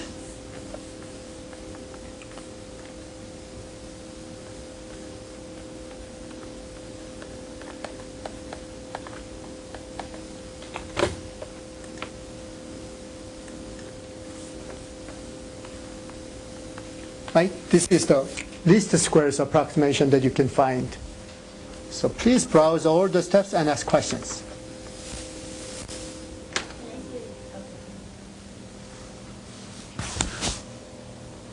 So I derived this formula from calculus stuff, right? Gradient equal to 0, and then I calculate everything.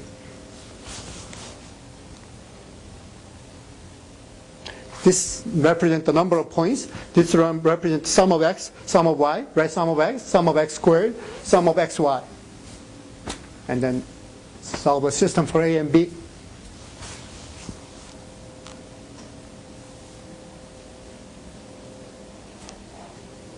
So no matter how many points are given, right? If there are enough number of points, then you can apply this thing to determine the approximation, right? If you don't have a question about this thing, then I will continue. But if you want more examples, then I can solve more examples. Do you want second order example or no? All right, essentially, we are done. Then let's cover the differential equations But if you still have a question, ask me.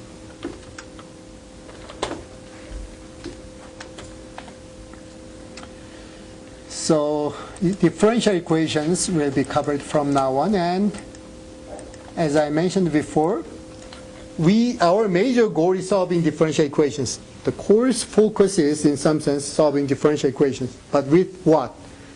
Programming, right? With computation. So you need to really program necessary stuff well. So there are some. Can I ask Yes? question then? Because I looked ahead and it's a nightmare to me. Do you know how we pass a function into another function? Like say we write a function that uses, I think one of the methods we have used RK4, right? Right. And so what we need is, we've got y prime equals some function of x and y. How do we pass that function into our RK4 function? In Maple, it's very easy, but in MATLAB, I do not know. Because of the reason, when I did MATLAB thing before, I created functions for 1, 2, 3, 4 differently. I didn't know. Does any of you know that we can call?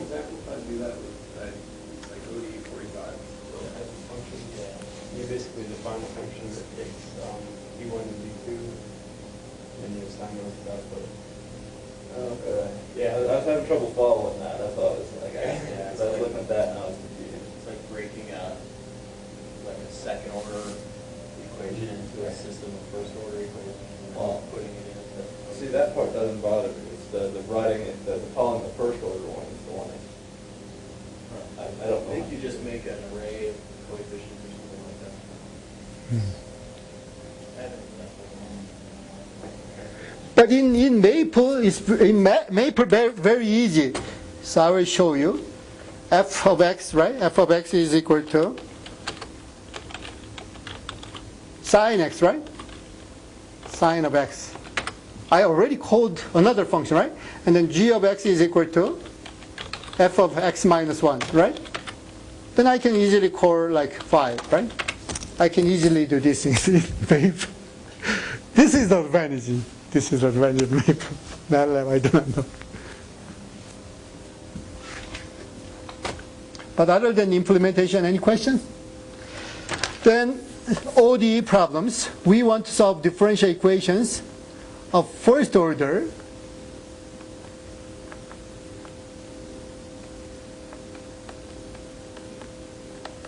This kind of thing, right?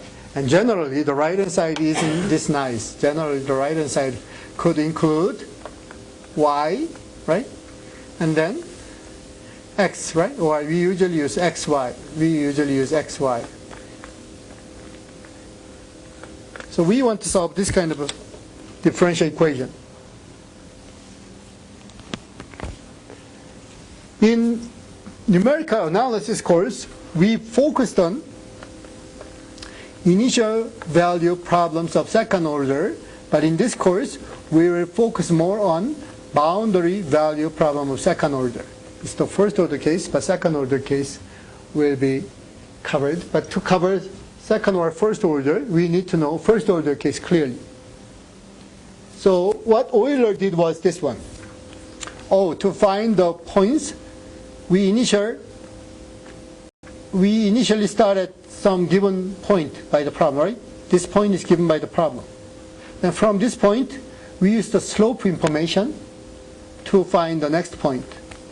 And from this point, we use the slope information to find the next point. And from this point, we use the slope information to find the next point, right? This is the Euler's method, and the exact formula is given in the summary note, and I will show you the summary note briefly.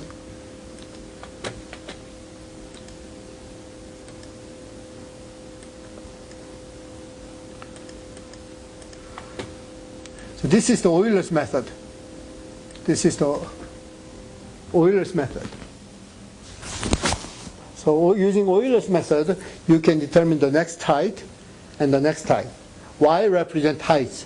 Y represents height. So initial height determines the next height. And then after using it, the next height and the next height can be determined gradually. So I explained it briefly here, and if you have a question, ask me. So from this, we determine the next height. From this, we determine the next height, next height, next height, and then eventually connecting these things means finding the solution. But as I mentioned, this is not an exact solution. So there could be an error. For instance, initially, the height might not be this, height might be this, right? So already height is wrong. Right? From the wrong position, it guessed this height, but the height could be this, right, instead of this, right? So our solution is very wrong here. And then the height might be this instead of. So as you can see, Euler method has huge error.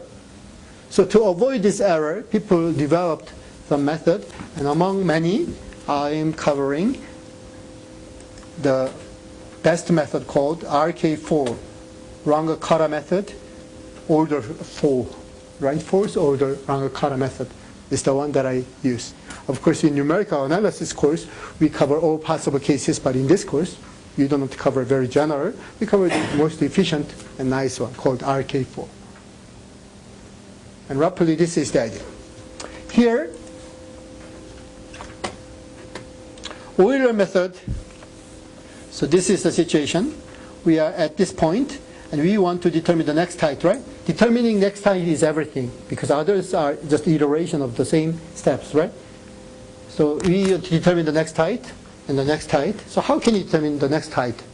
And Euler method just use the slope at this point, right? Slope at this point determines everything. It could be very wrong. So we want to determine the position here, but this slope determines this height. So to avoid this problem, Runge-Kutta calculated these stuffs and then found a nice method. So instead of using just this height, he uses this slope, he uses this slope, and the slope recalculated here twice, right? And then used the formula, create this kind of formula, right? So slope calculated at the end points, right? At the end points, and the middle point twice, and the final end point. So total 1, 2, 3, 4 slopes are used, but he weighted. How? He counted this one time, and then he counted middle point twice, and then he counted this middle point twice, and counted the last one once. So to minimize the effect, so he counted this twice. He counted this twice, and then he also counted this twice. And then finally, this slope, right, this slope. So there are 6 slopes, right? First slope, and then second slope twice, and the third slope twice, and the first slope one time. And then they added this slope and then found average of these slopes. So instead of just one very wrong slope, Runge-Kutta used 6 different slopes. Essentially 4 different slopes with weight, right? So so 4 different slopes are used to determine the slope, right? So now the slope is this. So this is the idea of Runge-Kutta method. So please browse the idea part and ask questions, because all the formula is given on the summary note. You don't have to write those details, but having the idea is more important. So from this point, instead of, so the goal is this. The goal is arriving at this point, right? This is the goal. So to achieve this goal, instead of using just, this is a little bit misleading, so I will delete it and then write the situation correctly. So in fact, our goal is finding the exact point here, right? That's the exact, but close to the exact point here. But initially, we used this, then this cannot reach the goal. It only reaches this point. What Runge-Kutta did was finding intermediate slopes like these, and then average these things to find the best slope. So he found the best slope, right? With this slope, it has this kind of pattern, right? So it can reach the point close to the solution than the Euler one. So this is the idea of Runge-Kutta method. And because it's so nice, in many applications, people just rely on Runge-Kutta method, RK4. So if you don't have a question, I will continue. If you have a question, ask me. And I will show you the formula on the right column.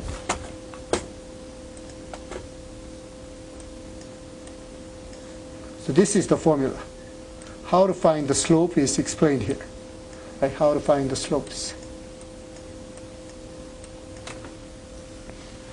So we calculate 4 different slopes with h multiplied. And then weight average, right? Total 6 different slopes are used. And then divide. So slope average is used.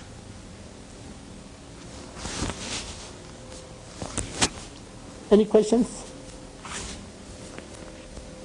So as you can see, how do we implement it? Use the previous point to determine A1, and then advance half A, right? Half A, and then advance half K1, and then determine the height at that point. And then we calculate one more time, and then we calculate the height at the full advance, right? Full advanced point. And then these are all weighted. Then it's the next point. Afterwards, we do the same thing to determine the next point and the next point, and so on. The h is just the delta x. Right, delta x. So you initially break up the system. So I will show you the situation. Initially, you want to solve a differential equation.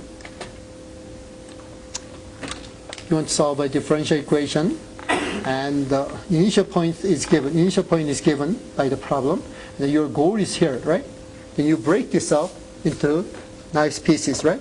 So you decide to use, I will use 4 pieces. Then you break this up to 4 pieces, right? And then this is the h, right?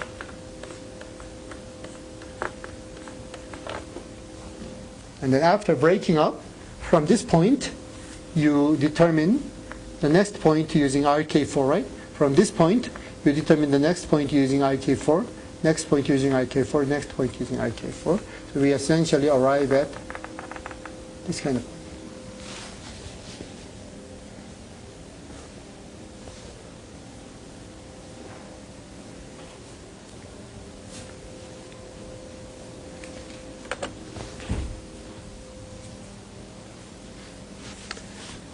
And as I mentioned, this is a very nice method.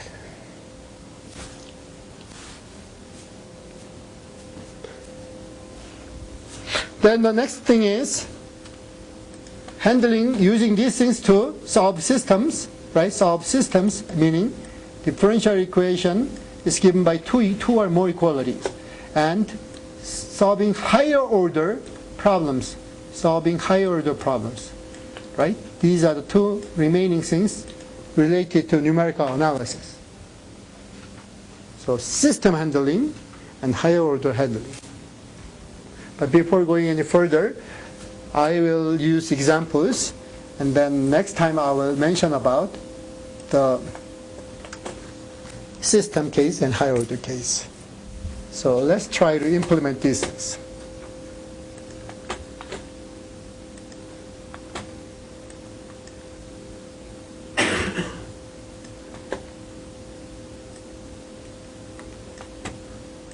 So I will implement these things.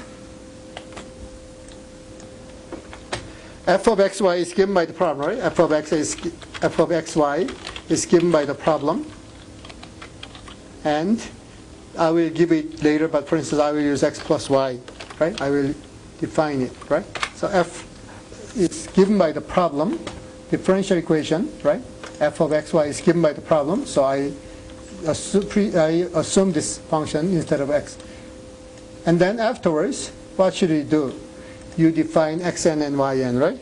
So xn is equal to something, for instance 0, and then yn is something. You start at 0 and 1, right? 0, 1 is the point.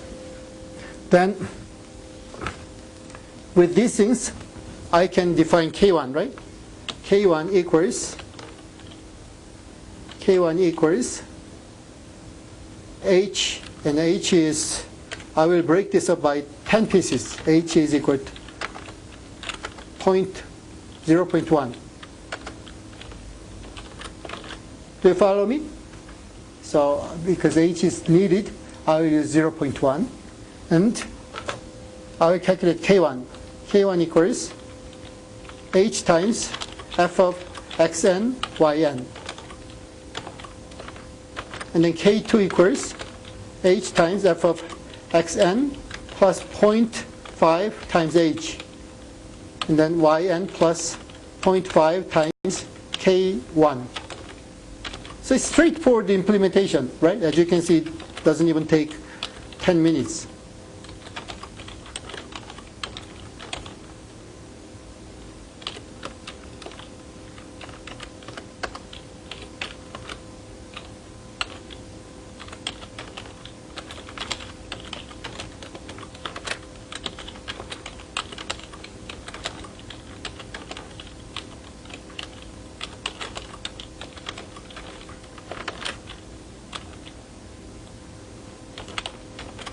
Yn plus 1 equals Yn plus 1 over 6 multiplied by K1 plus 2 times K2 plus 2 times K3 plus K4.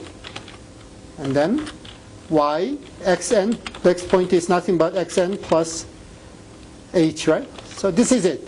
Do you follow me? I completely wrote simple part.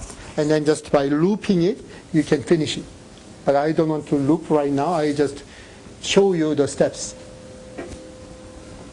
And after this, I want to print X and P, and then Y and P.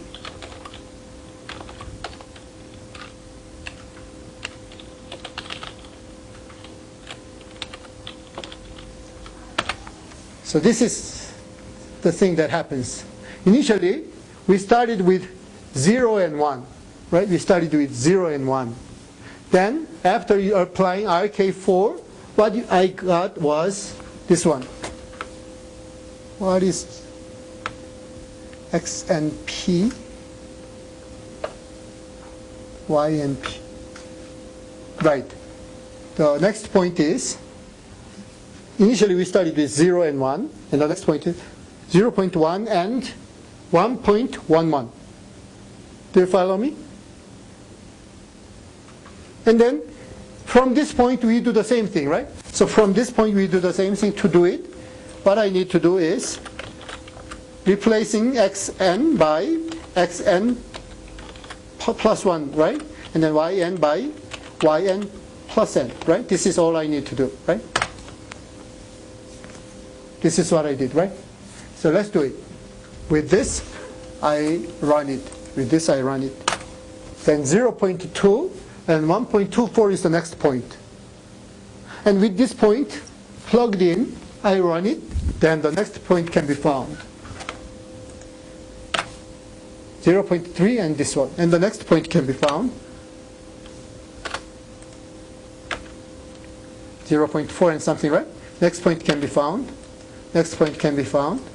And so on, right? So we can find all the way up to 1, right? We want to find this value, right? So the value at 1 is 1.0 and 3.43. So what I did was this one. So I used an example like this. Y primed is equal to x plus y is the one that I only solve. And then I used this kind of initial value. 0 at 1, right? When x is equal to 0, y is equal to 1. Then with this, what I found is this one. 0.1 equals something, right? And so, right? And then 0.9 equals something. And then y of 1.0 is equal to 3.43 and so, right?